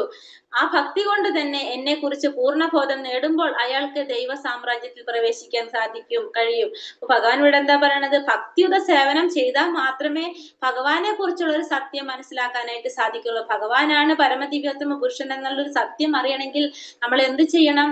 ഭക്തിയുടെ സേവനങ്ങൾ ചെയ്യണം. നമുക്ക് ഭക്തി ഉണ്ടെന്ന് പറഞ്ഞിട്ട് കാര്യമില്ല. ഭക്തി എന്ന് പറഞ്ഞാൽ നമ്മൾ പറഞ്ഞില്ലേ, ഭക്തി എന്ന് പറഞ്ഞാൽ ഭക്തിയുടെ സേവനമാണ്. ഭഗവാനോട് നമുക്ക് ഭക്തന്മാരാണെന്ന് പറയണമെങ്കിൽ നമ്മൾ എന്ത് ചെയ്യണം? ആ ഒരു സ്നേഹം നമ്മൾ പ്രകടിപ്പിക്കണം. ആ സ്നേഹം നമ്മൾ എങ്ങനെയാ പ്രകടിപ്പിക്കേണ്ടത്? ഭഗവാന് സേവ ചെയ്തുകൊണ്ടായിരിക്കണം നമ്മൾ പ്രകടിപ്പിക്കേണ്ടത്. ഭഗവാന്റെ അടുത്ത് കീർത്തനങ്ങൾ ആലപിച്ചുകൊണ്ടിരിക്കാം, ഭഗവാന് എന്താ പറയാ മാല ചാർത്തി കൊടുക്കാം. പിന്നെ ഭഗവാന് എന്താ പറയാ ഭഗവത്ഗീത, ഭഗവാൻ ഇന്നലത്തെ അധ്യായത്തിൽ നമ്മൾ പറഞ്ഞു ഭഗവാൻ ഏറ്റവും പ്രിയപ്പെട്ടതാണ് ഭഗവാന്റെ വാണി പ്രചരിപ്പിക്കുകയാണ്. ഭഗവത്ഗീത പ്രചരിപ്പിക്കാനായിട്ട് നമുക്ക് സഹായിക്കാം. പിന്നെ മറ്റുള്ളവർക്ക് ഭഗവാനെ കുറിച്ചുള്ള ഒരു ജ്ഞാനം പറഞ്ഞു കൊടുക്കാനായിട്ട് നമുക്ക് ശ്രമിക്കാം. ഇതൊക്കെ ചെയ്യേണ്ടത് എന്താണ്? ഭക്തിയുടെ സേവനങ്ങളാണ്. അങ്ങനെയുള്ളവർക്ക് മാത്രമേ, അത് ചെയ്യുന്നവർക്കാണ് ഭഗവാൻ എന്ന സത്യം അറിയാനായിട്ട് സാധിക്കുന്നുള്ളൂ. ആ ഭക്തി കൊണ്ട് തന്നെ എന്നെ കുറിച്ച് പൂർണ്ണ ബോധം നേടുമ്പോൾ അയാൾ ദൈവ സാമ്രാജ്യത്തിൽ പ്രവേശിക്കാൻ സാധിക്കും. അപ്പോ ഭക്തിയിലൂടെ മാത്രമേ ഭഗവാൻ അറിയാനും സാധിക്കുന്നുള്ളൂ, ഭഗവാന്റെ ലോകത്തിലേക്ക് പ്രവേശിക്കാനായിട്ട് സാധിക്കുന്നുള്ളൂ. ഭക്തിയുടെ സേവനം കൊണ്ട് മാത്രമേ ഇത് സാധിക്കുന്നുള്ളൂ പറയണം. അപ്പൊ എല്ലാവർക്കും ഭഗവാനെ പ്രത്യക്ഷപ്പെടാനായിട്ട് ഭഗവാൻ എല്ലാവരുടെ മുന്നിൽ ഭഗവാൻ പ്രത്യക്ഷപ്പെടുന്നില്ല. കാരണം പാണ്ഡിത്യം കൊണ്ടോ ഊഹാപോഹങ്ങൾ കൊണ്ടോ നമുക്ക് ആരെ മനസ്സിലാക്കാൻ സാധിക്കില്ല? ഭഗവാനെ മനസ്സിലാക്കാൻ സാധിക്കില്ല. ഭഗവാനെ മനസ്സിലാക്കണമെങ്കിൽ കൃഷ്ണാവബോധം പരിശീലിക്കണം, ഭക്തിയുടെ സേവനത്തിൽ മുഴുകിയിരിക്കണം. അങ്ങനെയുള്ളവർക്ക് മാത്രമേ ഭഗവാൻ എന്ന സത്യം അറിയാനായിട്ട് സാധിക്കുന്നുള്ളൂ. അല്ലാതെ നമ്മൾ ഈ മെറ്റീരിയൽ വേൾഡില് നമുക്ക് എത്ര ക്വാളിഫിക്കേഷൻ ഉണ്ടെന്ന് പറഞ്ഞാലും നമുക്ക് ആരറിയാൻ സാധിക്കില്ല? ഭഗവാനെ കുറിച്ച് അറിയാനായിട്ട് സാധിക്കില്ല. അതൊരു നിഗൂഢമായൊരു രഹസ്യമാണ്. ആ രഹസ്യം മനസ്സിലാകണമെങ്കിൽ ഭക്തിയുടെ സേവനം ചെയ്താൽ മാത്രമേ ഭഗവാൻ എന്ന സത്യം നമുക്ക് അറിയാനായിട്ട് സാധിക്കുന്നുള്ളൂ. വിശുദ്ധ ഭക്തിയുടെ സേവനത്തിലൂടെ മാത്രമേ ഭഗവാന്റെ ഗുണങ്ങളെ കുറിച്ചും ഭഗവാന്റെ വിഭൂതികളെ കുറിച്ചുമുള്ള അറിവ് നമുക്ക് കിട്ടുന്നുള്ളൂ. അപ്പൊ അതിന് നമ്മൾ എന്ത് ചെയ്യണം? ഭൗതികമായ സങ്കല്പങ്ങളിൽ നിന്നൊഴിഞ്ഞ് ബ്രഹ്മഭൂതാവസ്ഥയിലെത്തി ഭഗവാനെ കുറിച്ച് ശ്രവിക്കുന്നതിലൂടെ ഭക്തിയുടെ സേവനം നമ്മൾ ആരംഭിക്കുകയാണ്. ഭക്തിയുടെ സേവനത്തിലൂടെ നമുക്ക് എന്ത് ചെയ്യാൻ സാധിക്കും? ഭഗവാനെ കുറിച്ച് അറിയാനായിട്ട് സാധിക്കും, ഭഗവാനെ മനസ്സിലാക്കാനായിട്ട് സാധിക്കും. അങ്ങനെയുള്ളവർക്ക് ഭഗവാന്റെ പരമപദം പ്രാപിക്കാനായിട്ട് സാധിക്കും. സർവകർമാണ്യപി സദാ കുർവാണോ മദ്വ്യാപാശ്രയഃ മത്പ്രസാദാദവാപ്നോതി ശാശ്വതം പദമവ്യയം. ഏതു തരം പ്രവർത്തികളിൽ ഏർപ്പെട്ടിരുന്നാലും എന്നെ മാത്രം ആശ്രയിക്കുന്ന എന്റെ വിശുദ്ധ ഭക്തൻ എന്റെ കാരുണ്യത്താലും സംരക്ഷണത്താലും അനശ്വരവും ശാശ്വതവുമായ എന്റെ ധാമം പ്രാപിക്കും. അപ്പൊ ഏതു തരത്തിലുള്ള പ്രവർത്തികളിൽ ഏർപ്പെട്ടിരുന്നാലും ശരി, ഭഗവാനെ മാത്രമാണ് അവർ ആശ്രയിച്ചിരിക്കുന്നതെങ്കിൽ ഭഗവാന്റെ കാരുണ്യം കൊണ്ടും സംരക്ഷണം കൊണ്ടും അവർക്ക് ഭഗവാന്റെ ധാമം പ്രാപിക്കാനായിട്ട് സാധിക്കും. അപ്പൊ എന്തൊക്കെ പ്രവർത്തികളിൽ നമ്മൾ ഭൗതിക ലോകത്തില് എന്തൊക്കെ പ്രവർത്തികളിൽ ഏർപ്പെട്ടിരുന്നാലും ശരി, ഭക്തന്മാര് ഭഗവാന്റെ കാരുണ്യം കൊണ്ടും സംരക്ഷണം കൊണ്ടും ഭഗവാന്റെ ധാമം പ്രാപിക്കാനായിട്ട് സാധിക്കും. എങ്ങനെയുള്ളവർക്ക്? ഭഗവാനെ മാത്രം ആശ്രയിച്ചിരിക്കുന്നവർക്ക്. ഭഗവാനെ മാത്രം ആശ്രയിച്ചിരിക്കുന്നവര് 24 മണിക്കൂറും എല്ലാ സമയവും എന്താണ്? ഭഗവാനെ മാത്രം ധ്യാനിച്ചു കൊണ്ടിരിക്കുന്നവരായിരിക്കും. ഭഗവാന് വേണ്ടിയിട്ട് പ്രവർത്തിക്കുന്നവരായിരിക്കും. ഒരു ഗുരുവിന്റെ നിർദ്ദേശം അനുസരിച്ച് ഭഗവാന് വേണ്ടി എന്തൊക്കെയാണോ ചെയ്യേണ്ടത്, ഗുരുവിന്റെ മാർഗനിർദ്ദേശത്തോടെ അതെല്ലാം ചെയ്തു പോകുന്നവരായിരിക്കും.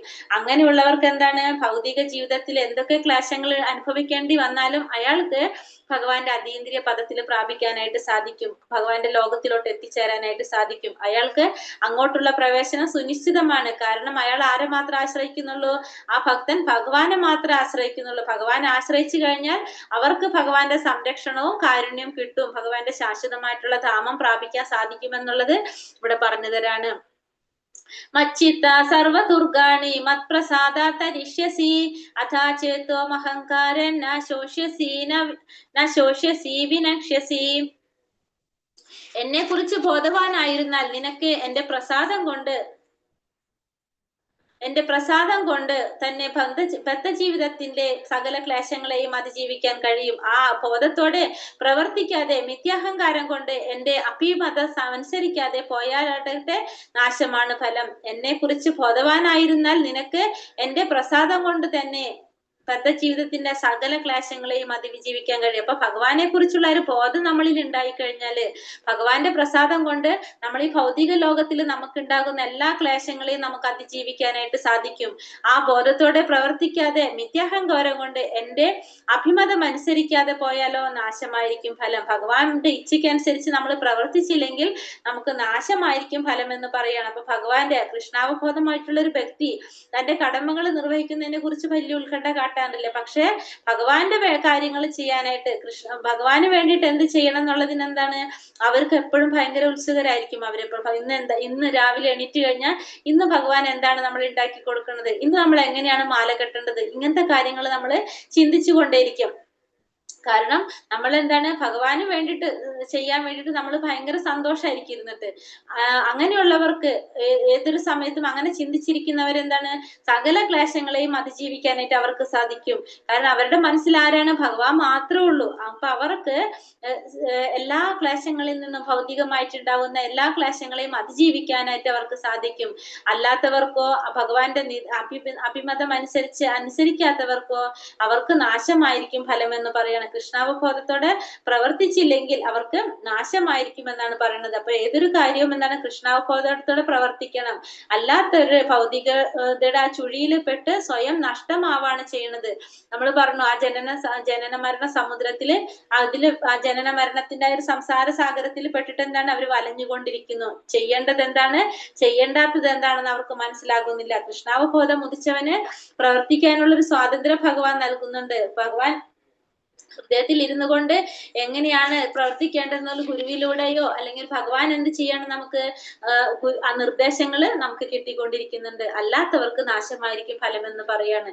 ഈശ്വര സർവഭൂതാനാം ഹൃദയ അർജുന തിഷ്ഠതി പ്രാമയൻ സർവഭൂതാനി യന്ത്രാരൂഢാനി മായയ. അർജുനൻ പരമപുരുഷൻ എല്ലാവരുടെയും ഹൃദയത്തിൽ കുടികൊള്ളുകയും ഭൗതിക ശക്തിയാൽ നിർമ്മിതമായ യന്ത്രത്തിൽ എന്ന പോലെ സ്ഥിതി ചെയ്യുന്ന ജീവാത്മാക്കളുടെ ഭ്രമണത്തെ നിയന്ത്രിക്കുകയും ചെയ്യുന്നു. അപ്പൊ ഇവിടെ പറയണെന്താണ്? ഭഗവാൻ അർജുന പരമപുരുഷൻ എല്ലാവരുടെയും ഹൃദയത്തിൽ കുടികൊള്ളുന്നു. ഭൗതിക ശക്തിയാൽ നിർമ്മിതമായ യന്ത്രത്തിൽ എന്ന പോലെ സ്ഥിതി ചെയ്യുന്ന ജീവാത്മാക്കളെ മുഴുവനും നിയന്ത്രിക്കുന്നത് ആരാണെന്ന് പറയാണ്? ഭഗവാനാണ് നിയന്ത്രിക്കുന്നത്. അർജുനൻ പരമജ്ഞാനിയല്ല. പക്ഷെ എന്താണ്? നമ്മളുടെ കഴിവുകൾ, നമ്മളുടെ ഉള്ളിലിരിക്കുന്ന നമ്മളെ നിയന്ത്രിക്കുന്നത് ആരാണ്? നമ്മളെ ജീവാത്മാക്കളെ നിയന്ത്രിക്കുന്നത് ഭഗവാനാണെന്ന് പറയണം. നമുക്കറിയാം, നമ്മള് രണ്ടാമത്തെ അധ്യായത്തിൽ പഠിച്ചു കഴിഞ്ഞില്ലേ, നമ്മള് എന്താണ് മരണശേഷം ജീവാത്മാവ് ഒരു ശരീരത്തിൽ നിന്ന് മറ്റൊരു ശരീരത്തിലേക്ക് മാറുകയാണ് ചെയ്യുന്നത്. പക്ഷെ ജീവാത്മാവിന് എന്ത് സംഭവിക്കുന്നു? ഓർമ്മകളൊക്കെ നഷ്ടപ്പെടുന്നു. പക്ഷെ പരമാത്മാ രൂപത്തിലിരിക്കുന്ന ഭഗവാന് എല്ലാതും അറിയാൻ സാധിക്കുന്നതുകൊണ്ട് പരമാത്മാവാണ് ആരെ നിയന്ത്രിക്കുന്നത്? ആ ജീവാത്മാവിനെ നിയന്ത്രിക്കുന്നത്. എല്ലാത്തിനും സാക്ഷിയായിട്ടുള്ളതാണ് പരമാത്മാവ്. ആ പരമാത്മാവിന്റെ നിർദ്ദേശാനുസരണമാണ് എന്ത് സംഭവിക്കുന്നത്? ഈ ഭൗതിക ശക്തിയെ സൃഷ്ടിക്കപ്പെടുന്ന ദേഹത്തിൽ നിന്ന് ജീവാത്മാവ് താൻ അർഹിക്കുന്നതൊക്കെ ലഭിക്കുന്നതും ഏത് തരം ശരീരത്തിലാണോ ഉൾപ്പുകേണ്ടത് അതിനനുസരിച്ച് പ്രവർത്തിക്കാൻ സാധിക്കുന്നതും ആരുടെ നിർബന്ധമാണ്? ഭഗവാന്റെ നിർദ്ദേശപ്രകാരമാണ് ഇതൊക്കെ നടക്കുന്നത്. അപ്പൊ ഓരോ ഭക്തിക്കും ആശ്രയം ആരാണ്? ഭഗവാൻ തന്നെയാണ് ആശ്രയം. സ്വയം ഭഗവാന് സമർപ്പിക്കുക, അതാണ് ചെയ്യേണ്ടത്. അപ്പൊ ജീവാത്മാക്കളെ നിയന്ത്രിക്കാനായിട്ടും അതാരാണ് ചെയ്യുന്നത്? ഭഗവാൻ തന്നെ ചെയ്യുന്നു. തമേവ ശരണം ഗച്ഛ സർവഭാവേന ഭാരത തത്പ്രസാദത് പരാം ശാന്തി സ്ഥാനം പ്രാപ്സ്യാസി ശാശ്വതം. ഹേ ഭാരത, ആ പരമപുരുഷന് ആത്മാർപ്പണം ചെയ്യൂ. അവിടത്തെ പ്രസാദം കൊണ്ട് നീ പരമമായ ശാന്തി നേടും, ശാശ്വതമായ പരമപദം പ്രാപിക്കും. അപ്പോ അങ്ങനെയുള്ള പരമപുരുഷൻ എന്ത് ചെയ്യണം? നമ്മള് ആത്മസമർപ്പണം ചെയ്യണം. അങ്ങനെ ചെയ്തു കഴിഞ്ഞാൽ നിനക്ക് എന്ത് ചെയ്യാൻ സാധിക്കും? പരമമായിട്ടുള്ള ശാന്തി നേടാൻ സാധിക്കും, ശാശ്വതമായിട്ടുള്ള പരമപദം പ്രാപിക്കാനായിട്ട് നിനക്ക് സാധിക്കും. അപ്പൊ അങ്ങനെയുള്ള പരമപുരുഷൻ എന്ത് ചെയ്യണം? ആത്മസമർപ്പണം ചെയ്യണം എന്നാണ് ആര് പറയുന്നത്? ഭഗവാൻ പറയുന്നത്. അർജുനന്റെ അടുത്ത് പറയാണ്, ഹേ ഭാരത എന്നാ പറയണത്. അപ്പൊ ആത്മസമർപ്പണം, സ്വയം സമർപ്പിക്കണം. ഭൗതിക ജീവിതത്തിലെ എല്ലാ ക്ലേശങ്ങളിൽ നിന്നും ജീവാത്മാവിനെ മോചിപ്പിക്കാനായിട്ട് അത് സാധിക്കും. അപ്രകാരം നമ്മൾ എന്താണ് സമർപ്പണം ചെയ്തു കഴിഞ്ഞാല് ജീവിത ക്ലേശങ്ങളിൽ നിന്ന് ജീവാത്മാവ് മുക്തമാകുന്നു എന്ന് മാത്രമല്ല, ജീവിതത്തിന്റെ അവസാനത്തിൽ എവിടേക്ക് എത്തും? പരമമായിട്ടുള്ള ഭഗവാന്റെ ധാമത്തിലോട്ട് എത്താനായിട്ട് സാധിക്കും. അപ്പൊ അതുകൊണ്ട് എന്ത് ചെയ്യണം? നമ്മള് പരമപുരുഷന്, ജീവാത്മാവ് എന്ത് ചെയ്യണം? പരമപുരുഷനെ സ്വയം സമർപ്പിക്കണം. അങ്ങനെ ചെയ്തു കഴിഞ്ഞാൽ എല്ലാവിധ ക്ലേശങ്ങളിൽ നിന്ന് നമ്മള് മോചിപ്പിക്കപ്പെടാനും ഭഗവാന്റെ പരമപദം പ്രാപിക്കാനായിട്ട് നമുക്ക് സാധിക്കും. അപ്പൊ അങ്ങനെ ചെയ്യണം എന്നാണ് ഇവിടെ എന്ത് പറയണത്? ഭഗവാൻ ഇവിടെ അർജുനനോട് പറയുന്നത്. പരമപദം പ്രാപിക്കാനായിട്ട് സാധിക്കും. ഇതി തേ ജ്ഞാനമാഖ്യാതം ഗുഹ്യാത് ഗുഹ്യതരം മയ വിമൃശ്ചൈതദശേഷേണ യഥേച്ഛസി തഥാ കുരു. ഇപ്രകാരം അതിരഹസ്യമായ ജ്ഞാനമാണ് ഞാൻ നിനക്ക് വിവരിച്ചു തന്നത്. ഇനി സമഗ്രമായി ആലോചിച്ച ശേഷം ഹിതമെന്തെന്ന് തോന്നുന്നത് ചെയ്യുക. അപ്പൊ ഇപ്രകാരം നിനക്ക് ഞാൻ ഇതുവരെ പറഞ്ഞു തന്നത് എന്താണ്? അതിരഹസ്യമായിട്ടുള്ള ഒരു ജ്ഞാനമാണ് ഞാൻ നിനക്ക് വിവരിച്ചു തന്നിരിക്കുന്നത്. അത് നീ എന്ത് ചെയ്യണം? സമഗ്രമായി ആലോചിച്ചതിന് ശേഷം നിനക്ക് ഹിതമെന്തെന്ന് തോന്നുന്നു അത് ചെയ്യാ. യഥാച്ഛസി തഥാ കുരു എന്ന് പറയുന്നത്. യഥേച്ഛസി തഥാ കുരു. ഹിതമെന്ന് തോന്നുന്നത് ചെയ്യുക. നിനക്ക് എന്താണോ ശരിയെന്ന് തോന്നുന്നത് അത് ചെയ്യുക. അതിനുള്ള സ്വാതന്ത്ര്യം ആര് കൊടുത്തിട്ടുണ്ട്? ഭഗവാൻ ഇവിടെ കൊടുത്തിട്ടുണ്ടെന്ന് ഭഗവാൻ പറയാണ് ഇരുന്നിട്ട്. അപ്പൊ എല്ലാ ജ്ഞാനവും ഞാനിപ്പോ നിനക്ക് പറഞ്ഞു തന്നു കഴിഞ്ഞു. ഇനി നിനക്ക് എന്ത് ചെയ്യാം? ഏതാണ് ശരി എന്നുള്ളത് നിനക്ക് ചെയ്യാനായിട്ട് സാധിക്കും. പരമാത്മാവിനെ കുറിച്ച് പറഞ്ഞു കൊടുത്തു, ബ്രഹ്മം ഭഗവാനാണെന്ന് പറഞ്ഞു, എല്ലാതും ഭഗവാൻ പറഞ്ഞു കൊടുത്തു. ഇനി എന്ത് ചെയ്യണം? നിനക്ക് ഏതാണോ ശരിയെന്ന് തോന്നുന്നത് നീ ചെയ്യുക. അതിനുള്ള സ്വാതന്ത്ര്യം ആർക്ക് കൊടുക്കുന്നു?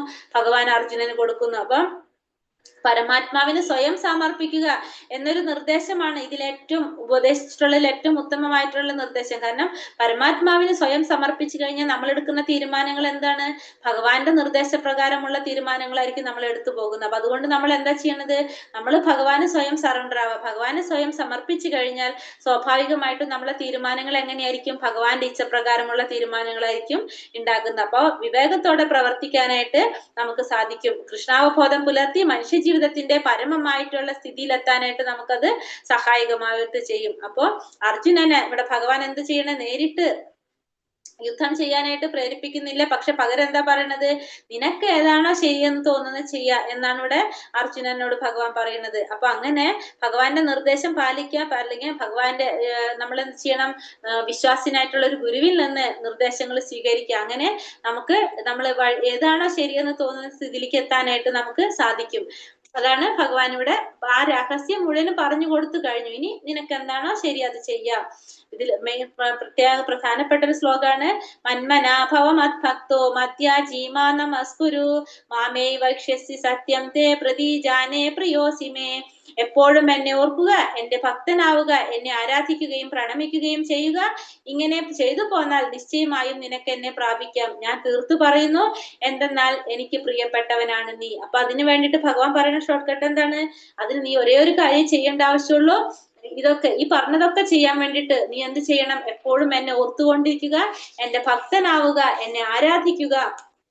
പിന്നെ അങ്ങനെ ചെയ്തു പോന്നു കഴിഞ്ഞാൽ നിശ്ചയമായും നിനക്ക് എന്നെ പ്രാപിക്കാനായിട്ട് സാധിക്കും. ഞാൻ തീർത്തു പറയുന്നു, എനിക്ക് ഏറ്റവും പ്രിയപ്പെട്ടവനായിരിക്കും നീ. അപ്പൊ ഭഗവാൻ ഏറ്റവും പ്രിയപ്പെട്ടവനാവണമെങ്കിൽ എന്ത് ചെയ്യണം? എപ്പോഴും ഭഗവാനെ കുറിച്ച് ഓർക്കുക, ഭഗവാന്റെ ഭക്തനാവുക, ഭഗവാനെ ആരാധിക്കുകയും പ്രണമിക്കുകയും ചെയ്യുക. ഇങ്ങനെ ചെയ്തു പോന്നു കഴിഞ്ഞാൽ ഭഗവാനെ നിശ്ചയമായിട്ടും പ്രാപിക്കാനായിട്ട് നമുക്ക് സാധിക്കും. അപ്പൊ ഭഗവാൻ ഏറ്റവും പ്രിയപ്പെട്ടവരായിട്ട് മാറും നമ്മൾ. അങ്ങനെയാണ് പറയുന്നത്. 24 മണിക്കൂറും കൃഷ്ണ സ്മരണയോടെ നമ്മൾ ചെയ്യുന്ന പ്രവൃത്തികളെല്ലാം നമ്മൾ എന്ത് ചെയ്യണം? ഭഗവാനെ സ്മരിച്ചുകൊണ്ട് ചെയ്യാൻ നോക്കുക. അങ്ങനെ ചെയ്തു കഴിഞ്ഞാൽ നമുക്ക് പ്രത്യേകം വേറെ ധ്യാനിക്കേണ്ട ആവശ്യമില്ല എന്ന് പറയണേ. കാരണം ഭഗവാനെ കുറിച്ച് എപ്പോഴും തികച്ചും ശുദ്ധഭക്തനാണെങ്കിൽ ഭഗവാനെ കുറിച്ച് സ്മരിക്കുക, ഭഗവാന് വേണ്ടി പ്രവർത്തിക്കുക. അതാണ് ഏറ്റവും അതിരഹസ്യമായിട്ടുള്ള ഒരു ധ്യാനം. പിന്നെ വേറെ സ്പെഷ്യലായിട്ട് നമ്മൾ ധ്യാനിക്കേണ്ട ആവശ്യം തന്നെ ഇല്ല. കൃഷ്ണാവബോധം എന്ന് പറഞ്ഞാൽ തന്നെ നമ്മൾ അതാണ് പറയണതില്ല. അപ്പൊ കൃഷ്ണാവബോധത്തോട് ഇരുന്ന് കഴിഞ്ഞാൽ തന്നെ പിന്നെ പ്രത്യേകിച്ച് വേറെ നമുക്ക് ധ്യാനമൊന്നും ചെയ്യേണ്ട ആവശ്യമില്ല. അങ്ങനെ ചെയ്തു കഴിഞ്ഞാലോ നിശ്ചയമായിട്ടും ഭഗവാനെ പ്രാപിക്കാനായിട്ട് സാധിക്കും. നമ്മൾ ഭഗവാനെ പ്രണമിക്കുക, ഭഗവാനെ ആരാധിക്കുക, ഭഗവാനെ ഓർക്കുക, ഭഗവാന്റെ ഭക്തനാവുക. ഭഗവാനെ എങ്ങനെ ഓർക്കണം എന്ന് ഇവിടെ പ്രഭാതർ ഭാവാർത്ഥത്തിൽ പറയുന്നുണ്ട്. കൃഷ്ണനില്, അതായത് എന്താ പറയുന്നത്, മുടിക്കെട്ടിൽ മയിൽപ്പീലി ചൂടി 2 കൈകളില് ഓടക്കുഴലേന്തി നിൽക്കുന്ന ഭഗവാന്റെ ശ്യാമസുന്ദരമായ ഭഗവാനെ, കൃഷ്ണനെയാണ് നമ്മൾ എന്ത് ചെയ്യേണ്ടത്? ആരാധിക്കേണ്ടത്. അതിലാണ് നമ്മൾ ശ്രദ്ധ കേന്ദ്രീകരിക്കേണ്ടതെന്ന് പറയുന്നുണ്ട്. ഭഗവാന്റെ ആ ഒരു രൂപം, ഓടക്കുഴലേന്തി നിൽക്കുന്ന ഭഗവാന്റെ ആ രൂപത്തിലാണ്, ശ്യാമസുന്ദരനായിട്ടുള്ള കൃഷ്ണനെയാണ് നമ്മൾ ആരാധിക്കേണ്ടത്, മനസ്സിൽ ഉറപ്പിക്കേണ്ടതെന്ന് പറയാണ്. ഭഗവാന്റെ കുറെ ഉണ്ടല്ലോ രൂപങ്ങൾ, അവതാരങ്ങളായിട്ട് വരുന്നുണ്ട്. കൃഷ്ണനല്ലാതെ വിഷ്ണു ഉണ്ട്, നാരായണനുണ്ട്, പിന്നെ ശ്രീരാമനുണ്ട്, വരാഹസ്വാമി ഉണ്ട്, അങ്ങനെ പലതില്ല. പക്ഷെ ചെയ്യേണ്ടത് എന്താണ്? അർജുനന് മുന്നിൽ പ്രത്യക്ഷനായിട്ടുള്ള ഭഗവാന്റെ ഈ ദിവ്യ രൂപത്തിലാണ് നമ്മൾ എന്ത് ചെയ്യേണ്ടത്? മനസ്സിൽ ശ്രദ്ധ കൊടുക്കേണ്ടത്. ഈ രൂപമാണ് നമ്മളുടെ മനസ്സിൽ ഉറപ്പിക്കേണ്ടത് എന്നാണ് പറയണത്. ഏറ്റവും ഗോപ്യമായിട്ടുള്ള രൂപമാണ് ഭഗവാന്റെ ഈ ശ്യാമസുന്ദരമായിട്ടുള്ള രൂപം. അതുകൊണ്ട് അതിനെയാണ് നമ്മൾ കൂടുതൽ ഫോക്കസ് ചെയ്യണമെന്നാണ് ഇതില് പറയുന്നത്. ഇനിയോ, സർവധർമാൻ പരിത്യജ മാമേകം ശരണം വ്രജ അഹം ത്വാം സർവപാപേഭ്യോ മോക്ഷയിഷ്യാമി മാം ശുചഃ.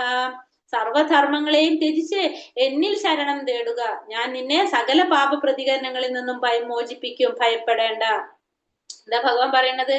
ഈ 1 മുതലുള്ള അധ്യായങ്ങൾ വന്ന് 18ാമത്തെ അധ്യായത്തിൽ 66ാമത്തെ ശ്ലോകത്തിൽ വന്നിട്ടാ പറയുന്നത്. എന്താ പറയുന്നത്?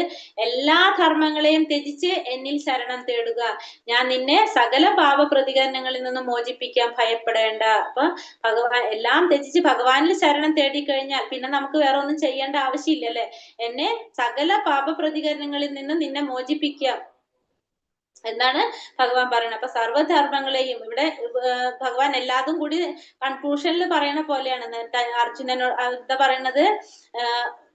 ആത്മാർപ്പണം ചെയ്യണം. ഭഗവാന് സമർപ്പണം ചെയ്തു കഴിഞ്ഞാൽ പിന്നെ ഒരു വിധത്തിലും നിനക്ക് എന്തുണ്ടാവുന്നില്ല? പാപ പ്രതികരണങ്ങളിൽ നിന്ന് നിന്നെ ഞാൻ മോചിപ്പിക്കാം, നിന്നെ രക്ഷിക്കാം എന്ന് ഭഗവാൻ ഉറപ്പ് കൊടുക്കാണ് ഇവിടെ ചെയ്യണത്. അപ്പൊ എല്ലാ പാപങ്ങളിൽ നിന്നും മുക്തനാകാനായിട്ട് മോചിപ്പിക്കാന്ന് ഭഗവാൻ പറയണം. എങ്ങനെയാണെങ്കിൽ ഭഗവാന് സമർപ്പണം, എന്താ പറയാ, ഭഗവാന് സമർപ്പണം ചെയ്ത് കഴിയുന്നതാണെങ്കിൽ അയാളെ മുക്തനാക്കാനായിട്ട് ആർക്ക് സാധിക്കാണ്? ഭഗവാന് സാധിക്കും. അതിനു വേണ്ടിയിട്ട് അമിതമായിട്ടുള്ള പ്രയത്നങ്ങളൊന്നും ചെയ്യേണ്ട ആവശ്യമില്ല. കാരണം ഭഗവാൻ പറയാണ്, നീ എന്ത് ചെയ്യണം? ഭഗവാനെ വിശ്വസിക്കുക, വിശ്വാസത്തോടും പ്രേമത്തോടും കൂടി ഭഗവാനെ സ്വയം സമർപ്പിക്കുക. നമ്മൾ ഒരാളെ വിശ്വസിക്കണം, വിശ്വസിച്ചിട്ടായിരിക്കണം നമ്മൾ എന്ത് ചെയ്യേണ്ടത്? സമർപ്പണം ചെയ്യേണ്ടത്. അപ്പൊ വിശ്വാസം ഇല്ലെങ്കിൽ നമുക്ക് ഒന്നും ചെയ്യാൻ സാധിക്കില്ല അല്ലെ. അപ്പൊ സർവ്വധർമ്മങ്ങളെയും ത്യജിച്ച് ഭഗവാനെ ശരണം തേടുക കഴിഞ്ഞാൽ എല്ലാ പാപ പ്രതികരണങ്ങളിൽ നിന്നും മോചിപ്പിക്കാമെന്ന് ഭഗവാനോട് പറയാണ്. യാ ഇദം പരമം ഗുഹ്യം മദ്ഭക്തോഷ്യഭിജാസ്യതി ഭക്തിമയീം പരാം കൃത്വാ മാമേ വൈഷ്യത്യ സംശയഃ. പരമരഹസ്യമായ ഈ ജ്ഞാനത്തെ എന്റെ ഭക്തന്മാർക്ക് ഉപദേശിക്കുന്നവനെ ശുദ്ധ ഭക്തിയുടെ സേവനം സുനിശ്ചിതമാണ്. അവസാനം അയാൾ എന്നിലേക്ക് തിരിച്ചെത്തുകയും ചെയ്യും. അപ്പൊ പരമരഹസ്യമായ ഈ ജ്ഞാനത്തെ എന്റെ ഭക്തന്മാർക്ക് ഉപദേശിക്കുന്നവൻ എങ്ങനെയാണ്? ശുദ്ധ ഭക്തിയുടെ സേവനം സുനിശ്ചിതമാണെന്ന് പറയണം. അപ്പൊ ഈ ഒരു ജ്ഞാനം ഭയങ്കര രഹസ്യമായിട്ടുള്ള ഒരു ജ്ഞാനമാണ് അല്ലെ. അത് ഭഗവാന്റെ ഭക്തന്മാർക്ക് ഉപദേശിച്ചു കൊടുത്തു കഴിഞ്ഞാൽ അവർക്ക് എന്താണ്? ശുദ്ധ ഭക്തിയുടെ സേവനമാണ് അവർ ചെയ്യുന്നത്. അവസാനം അയാൾ എന്നിലേക്ക് തിരിച്ചെത്തുകയും ചെയ്യും. അങ്ങനെ ചെയ്തു കഴിഞ്ഞാൽ അവരെന്താണ്? ഭഗവാനിലേക്ക് തിരിച്ചെത്തും എന്ന് പറയണം. അപ്പൊ ഏതൊരു ചുറ്റുപാടിലും കൃഷ്ണനെ തന്നെ എല്ലാ ക്ലേശങ്ങളിൽ നിന്ന് രക്ഷിക്കുമെന്ന് ഭഗവാൻ എന്ത് ചെയ്യണം? ഭഗവാൻ വിശ്വസിക്കണം. കൃഷ്ണൻ തന്നെ രക്ഷിക്കും എന്നുള്ളൊരു വിശ്വാസം ആർക്കുണ്ടാവണം? ഭക്തന്മാർക്ക് ഉണ്ടാകണം. അതേപോലെ തന്നെ ശരീരത്തിലെ ജീവൻ നിലനിർത്തേണ്ടതിനെ കുറിച്ച് നമുക്ക് ആകുലപ്പെടേണ്ട ആവശ്യമില്ല. കാരണം എന്താണ്, നമ്മളുടെ എല്ലാ ജീവിതത്തിലെ എല്ലാ പ്രോബ്ലംസ് ആര് സോൾവ് ആക്കും? ഭഗവാൻ സോൾവ് ആക്കി തരും. കാരണം ഭഗവാന് ശരണം പ്രാപിച്ചു കഴിഞ്ഞാൽ ഭഗവാൻ നമുക്കുള്ള പ്രശ്നങ്ങൾ മുഴുവനും ഭഗവാൻ തീർത്തു തരുന്നു പറയണം. അപ്പൊ എപ്പോഴും ഭഗവാൻ ഓർക്കണം, ഭഗവാന്റെ ഭക്തനാവണം, ഭഗവാനെ വിശ്വസിക്കണം. എങ്കിൽ മാത്രമേ ഭഗവാൻ ഇതൊക്കെ ചെയ്യാനായിട്ട് സാധിക്കുന്നുണ്ടാവുള്ളൂ. നമ്മള് ഭഗവാനെ വിശ്വസിക്കാം. പിന്നെ തസ്മാൻ മനുഷ്യേഷു കശ്ചിൻ മേ പ്രിയ കൃത്തമഃ ഭവിതാ ന മേ തസ്മാദന്യ പ്രിയാതരോ ഭുവി. അങ്ങനെയുള്ള ഒരു ഭൃത്യനേക്കാൾ എനിക്ക് പ്രിയങ്കരനായിട്ട് ഈ ലോകത്തിൽ മറ്റൊരാളില്ല, ഇനി ഒരിക്കലും ഉണ്ടാവുകയില്ല. അങ്ങനെ ഭഗവാന്റെ എന്താ പറഞ്ഞ, ഈ ഭഗവാന്റെ വാണി ഭഗവത്ഗീത പ്രചരിപ്പിക്കുന്നതിനേക്കാൾ പ്രിയപ്പെട്ട ഒരു ഭക്തൻ എനിക്ക് ഈ ലോകത്തിൽ വേറൊരാളില്ല എന്ന് പറയുന്നത്. ഭഗവാന്റെ വാണി പ്രചരിപ്പിക്കുന്നതിനാണ് ഭഗവാൻ ഏറ്റവും കൂടുതൽ പ്രിയപ്പെട്ടവരായിട്ട് പറയുന്നത്. ആരാണ് നമുക്കറിയാം, പ്രഭുപാദർ സ്വാമി അല്ലെ. എസ് ഭക്തിവേദാന്ത സ്വാമി പ്രഭുപാദർ ഉള്ള കാരണം കൊണ്ടാണ് നമുക്ക് ഈ ഒരു ഭഗവത്ഗീത ഭഗവാനെ കുറിച്ച് അറിയാനായിട്ട് സാധിച്ചത്. അതല്ലെങ്കിൽ നമുക്ക് ഇതേപോലെ ഇത്രയും എളുപ്പത്തില് ഭഗവാൻ പറഞ്ഞ അതേ വാക്കുകള് ഇത്രയും കൃത്യമായിട്ട് നമുക്ക് അറിയാനായിട്ട് വേറൊരു വഴി നമുക്ക് കിട്ടിയിരുന്നില്ല. അപ്പൊ അതുകൊണ്ട് ഭഗവാന്റെ ഭക്തന്മാരിൽ ഭഗവാൻ ഏറ്റവും പ്രിയപ്പെട്ടത് ആരാണെന്നാ പറയുന്നത്? ഭൃത്യനേക്കാൾ എനിക്ക് പ്രിയങ്കരനായിട്ട് ഈ ലോകത്തിൽ വേറെ ഒരാളില്ല. അപ്പൊ ആരാണോ ഭഗവാന്റെ ഈ വാണി പ്രചരിപ്പിക്കുന്നത്, ഭഗവത്ഗീത ഭക്തന്മാർക്കിടയിലാണ് ചർച്ച ചെയ്യപ്പെടേണ്ടത്. ഭക്തി ഇല്ലാത്തവർക്ക് ഭഗവത്ഗീതയെ കുറിച്ചോ ഭഗവാനെ കുറിച്ചൊന്നും എത്ര പറഞ്ഞാലും മനസ്സിലാകാനായിട്ട് പോകണമെന്നില്ല. അതുകൊണ്ട് ഈ ഭഗവത്ഗീത പ്രചരിപ്പിക്കാനായിട്ട് ആരാണോ ചെയ്യുന്നത് അവരെക്കാളും പ്രിയപ്പെട്ടവരായിട്ട് ഭഗവാന് വേറൊരാളില്ല എന്ന് പറയുന്നത്. അതുകൊണ്ട് പിന്നെ കാരണം നമുക്കറിയാം, കാരണം നമ്മളെ തന്നിഷ്ടത്തിന് ഇതിന് വ്യാഖ്യാനങ്ങൾ ഉണ്ടാക്കുന്ന കുറെ ഭഗവത്ഗീത നമ്മളെ ഈ മാർക്കറ്റിലൊക്കെ കിട്ടുന്നുണ്ട് അല്ലെ. പക്ഷെ ഭഗവാനെ കുറിച്ച് അറിയണമെങ്കിൽ എന്താണ്, ഭഗവാൻ പറഞ്ഞ വാക്കുകൾ യാതൊരു വിധത്തില് കലർപ്പില്ലാതെ ചെയ്താലേ നമുക്കത് സാധിക്കുന്നുള്ളൂ. അത് നമുക്ക് എത്തിച്ചു തന്നത് ആരാണ് നമ്മളിലേക്ക്? എസ് ഭക്തിവേദാന്ത സ്വാമി പ്രഭുപാദറാണ്. അപ്പൊ അതുകൊണ്ട് തന്നെ പറയണ അങ്ങനെയുള്ളവരാണ് ഭഗവാൻ ഏറ്റവും പ്രിയപ്പെട്ടവരെന്ന് ഭഗവാൻ പറയാണ്. നമ്മൾ തമ്മിൽ നടത്തുന്ന ഈ പാവനമായ സംഭാഷണം പഠിച്ചറിയുന്നവർ ബുദ്ധി കൊണ്ട് എന്നെ ആരാധിക്കുകയാണ് ചെയ്യുന്നത് എന്ന് ഞാൻ പ്രഖ്യാപിക്കുന്നു. അപ്പോ ഈ ക്ലാസ് ഇപ്പൊ നമ്മൾ ഇത്രയും ദിവസത്തെ നമ്മൾ ക്ലാസ് കേട്ട് നമ്മൾ ഇരുന്നവരൊക്കെ എന്താണ്, ഒരു തരത്തില് ഭഗവാനെ ആരാധിക്കുകയാണ് ചെയ്തുകൊണ്ടിരുന്നത്. എന്താണ്, ബുദ്ധി കൊണ്ട് നമ്മൾ ഭഗവാനെ ആരാധിക്കുകയാണ് ചെയ്തിട്ടുള്ളത് എന്ന് ഭഗവാൻ ഇവിടെ പറഞ്ഞു തരാണ് നമുക്ക്. കുന്തിപുത്രനായ ധനഞ്ജയ, നീ ഇതെല്ലാം ശ്രദ്ധയോട് കൂടി കേട്ടില്ലേ? അജ്ഞാനത്തിൽ നിന്നുള്ളവായ നിന്റെ വ്യാമോഹം ഇപ്പോൾ നീങ്ങിയില്ലേ? അപ്പൊ അർജുനനോട് ഭഗവാൻ ചോദിക്കുകയാണ്. അപ്പൊ അർജുനൻ ഇത്രയും കാര്യങ്ങൾ ഭഗവാൻ പറഞ്ഞു കൊടുത്തു. ഇനി അത് ശരിയായ രീതിയിൽ തന്നെ അർജുനൻ ഉൾക്കൊണ്ടോ എന്നുള്ളത് ആർക്കറിയണം? ആ ഉപദേശം സ്വീകരിച്ചോ എന്നുള്ളത് ഭഗവാൻ അറിയണം. അതുകൊണ്ട് തന്നെ ഭഗവാൻ ചോദിക്കുകയാണ് അർജുനനോട്, നിനക്ക് ഉള്ളവായിട്ടുള്ള നിന്റെ വ്യാമോഹം ഒക്കെ നീങ്ങിയില്ലേ? നീ ഇതെല്ലാം ശ്രദ്ധയോടെ കേട്ടില്ലേ? നിന്റെ ഉള്ളിലെ അജ്ഞാനം മാറിയില്ലേ എന്നാണ് ഇവിടെ ആര് ചോദിക്കുന്നത്? അർജുനനോട് ഭഗവാൻ ചോദിക്കുന്നത്. അർജുനനെ പോലെ ഒരു ഭാഗ്യം ആർക്കുണ്ട്? ഭഗവത്ഗീത സാധാരണ എന്താണ്, ഇത് സാധാരണ ഒരു ബുക്ക് എന്ന് പറയാനില്ലല്ലോ. സാധാരണ പുസ്തകമല്ല ഭഗവത്ഗീത, ഭഗവാന്റെ വാണിയാണ്. പരമദിവ്യോത്തമ പുരുഷനായ ഭഗവാനാണ് ഇത് പറഞ്ഞിരിക്കുന്നത്. അപ്പൊ അത് ആ ഭഗവാനിൽ നിന്ന് അല്ലെങ്കിൽ ഭഗവാന്റെ പ്രതിനിധികളിൽ നിന്നുള്ള യഥാർത്ഥ ആചാര്യന്മാരിൽ നിന്ന്, ഗുരുക്കളിൽ നിന്ന് കിട്ടാന്ന് പറയുന്നത് ഏറ്റവും വലിയൊരു ഭാഗ്യമാണ് പറയുന്നത്. അത് ഭഗവാനിൽ നിന്ന് നേരിട്ട് കേൾക്കാനുള്ള ഭാഗ്യം ആർക്കുണ്ടായി? അർജുനനുണ്ടായി. അപ്പൊ പറയാണ്, അതുകൊണ്ട് തന്നെ അർജുനന് ഈ ഭഗവത്ഗീത ഗുരുക്കന്മാരിൽ നിന്നോ ഭഗവാന്റെ പ്രതിനിധികളിൽ നിന്നോ ശരിക്കും കേൾക്കാൻ സാധിച്ചു കഴിഞ്ഞാൽ അവർക്ക് എന്താണ്, അജ്ഞാനം മാറി അവർക്ക് അതിൽ നിന്ന് മോചനം നേടാനായിട്ട് സാധിക്കുമെന്നാണ് പറയുന്നത്. അർജുനൻ പറഞ്ഞു, അല്ലയോ പ്രിയപ്പെട്ട കൃഷ്ണ, ഹേ അച്യുത, ഇപ്പോൾ എന്റെ വ്യാമോഹം തീർന്നു. അപ്പൊ അർജുനൻ എന്താണ് പറയുന്നത്? എന്റെ വ്യാമോഹം തീർന്നു, അങ്ങയുടെ കരുണ കൊണ്ട് ബുദ്ധി തിരിച്ചു കിട്ടി, ഞാനിപ്പോൾ ദൃഢനും സംശയരഹിതനുമാണ്, അങ്ങയുടെ ആജ്ഞയനുസരിച്ച് പ്രവർത്തിക്കാൻ തയ്യാറായിരിക്കുന്നു. അപ്പൊ അർജുനൻ പറയാണ്, എനിക്കിപ്പോ മനസ്സിലായി, എന്റെ ബുദ്ധി തിരിച്ചു കിട്ടി, എന്റെ വ്യാമോഹം മാറിക്കഴിഞ്ഞു. അപ്പൊ ആ ഒരു ജ്ഞാനം വന്നു. അങ്ങ് ആരാണെന്നും എല്ലാ ജ്ഞാനം ആർക്ക് കിട്ടി? അർജുനന് കിട്ടി. നമുക്കറിയാം രണ്ടാമത്തെ അധ്യായത്തില് അർജുനൻ എന്തായിരുന്നു? യുദ്ധം ചെയ്യാനായിട്ട് താല്പര്യമില്ലാതെ നിൽക്കുന്ന ഒരു വ്യക്തിയായിരുന്നു അല്ലെ. കാരണം തന്റെ ബന്ധുക്കളും സുഹൃത്തുക്കളെയാണ് ഉള്ളത്. കാരണം ആ ശരീരബോധത്തിലുള്ള കാരണം കൊണ്ട് ആ ഒരു ബന്ധത്തിന്റെ ബേസിലാണ് ആര് സംസാരിച്ചിരുന്നത്? അർജുനൻ സംസാരിച്ചിരുന്നത്. പക്ഷെ ഇപ്പൊ അർജുനന്റെ ആ വ്യാമോഹം മാറിയിരിക്കുന്നു. അർജുനന് ബുദ്ധി തിരിച്ചു കിട്ടി, അങ്ങയുടെ കരുണ കൊണ്ട് ബുദ്ധി തിരിച്ചു കിട്ടി. ഇപ്പോൾ ദൃഢനും സംശയരഹിതനുമാണ് ആര്? അർജുനൻ. അങ്ങയുടെ ആജ്ഞ അനുസരിച്ച് പ്രവർത്തിക്കാൻ ആര് തയ്യാറാണ്? അർജുനൻ തയ്യാറാണ്. നമ്മുടെ എല്ലാ ജീവാത്മാവിന്റെ പ്രതിനിധിയായിട്ടാണ് ഇവിടെ ആര് പറയുന്നത്? അർജുനൻ പറയുന്നത്. അപ്പൊ ഈ ലോകത്തിന്റെ തന്നെ ഉടമയാണ് ആര്? ഭഗവാൻ എന്ന് മനസ്സിലാക്കി ഭഗവാന് വേണ്ടിയിട്ട് സേവനം ചെയ്യാൻ, പറയുന്നതനുസരിച്ച് പ്രവർത്തിക്കാൻ ആര് തയ്യാറായി നിൽക്കാണ്? ഇവിടെ അർജുനൻ തയ്യാറായി നിൽക്കാണ്.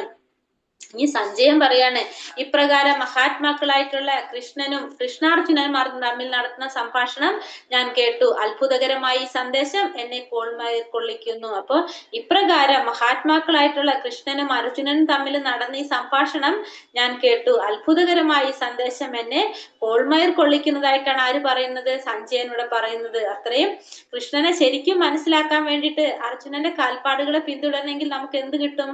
സന്തുഷ്ടമായിട്ടുള്ളൊരു ജീവിതം നമുക്ക് ഉറപ്പാണ്. അർജുനന് സഞ്ജയന് ഈ ബോധം ഉണ്ടായിരുന്നത് കൊണ്ട് സഞ്ജയൻ എന്താണ്? സഞ്ജയനോട് പറയാണ്, ആരടുത്ത പറയണത്? ധൃതരാഷ്ട്ര അടുത്താണ് ഈ പറയുന്നത്. കൃഷ്ണനും അർജുനന്റെ ഉള്ള സംഭാഷണം കേട്ടപ്പോ എനിക്ക് എന്ത് സംഭവിച്ചെന്ന് പറയുന്നത്? എന്നെ കോൾമയർ കൊള്ളിക്കുന്നു. അത്രയും ഒരു സന്തോഷമാണ് ആർക്കുണ്ടാവുന്നത്? ഇവിടെ സഞ്ജയന് ഉണ്ടാവുന്നത്. യോഗേശ്വരനായ കൃഷ്ണൻ തന്നെ അർജുനന് പരമരഹസ്യമായ ഈ യോഗം ഉപദേശിച്ചത് വ്യാസദേവന്റെ അനുഗ്രഹത്താൽ എനിക്ക് നേരിട്ട് കേൾക്കാൻ ഇടവന്നു. അപ്പൊ യോഗേശ്വരനായ കൃഷ്ണനാണല്ലോ, എല്ലാ യോഗികളുടെയും ഈശ്വരനാണ് ആര്? ഭഗവാൻ.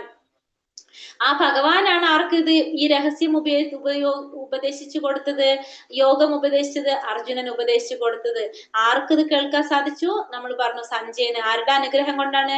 സഞ്ജയന്റെ ഗുരുവായിട്ടുള്ള വ്യാസദേവന്റെ അനുഗ്രഹം കൊണ്ട്. അപ്പോ ഒരു ഗുരുവിന്റെ അനുഗ്രഹത്തിലൂടെ മാത്രമേ, ഗുരുവിന്റെ മാധ്യമം, ഗുരു ഒരു മീഡിയേറ്റർ ആയിട്ട് നിന്നുകൊണ്ടാണ് ഈ ഭഗവാനെ കാണാനും ഭഗവാൻ പറഞ്ഞ ഈ വാക്കുകൾ കേൾക്കാനും ആർക്ക് സാധിച്ചത്?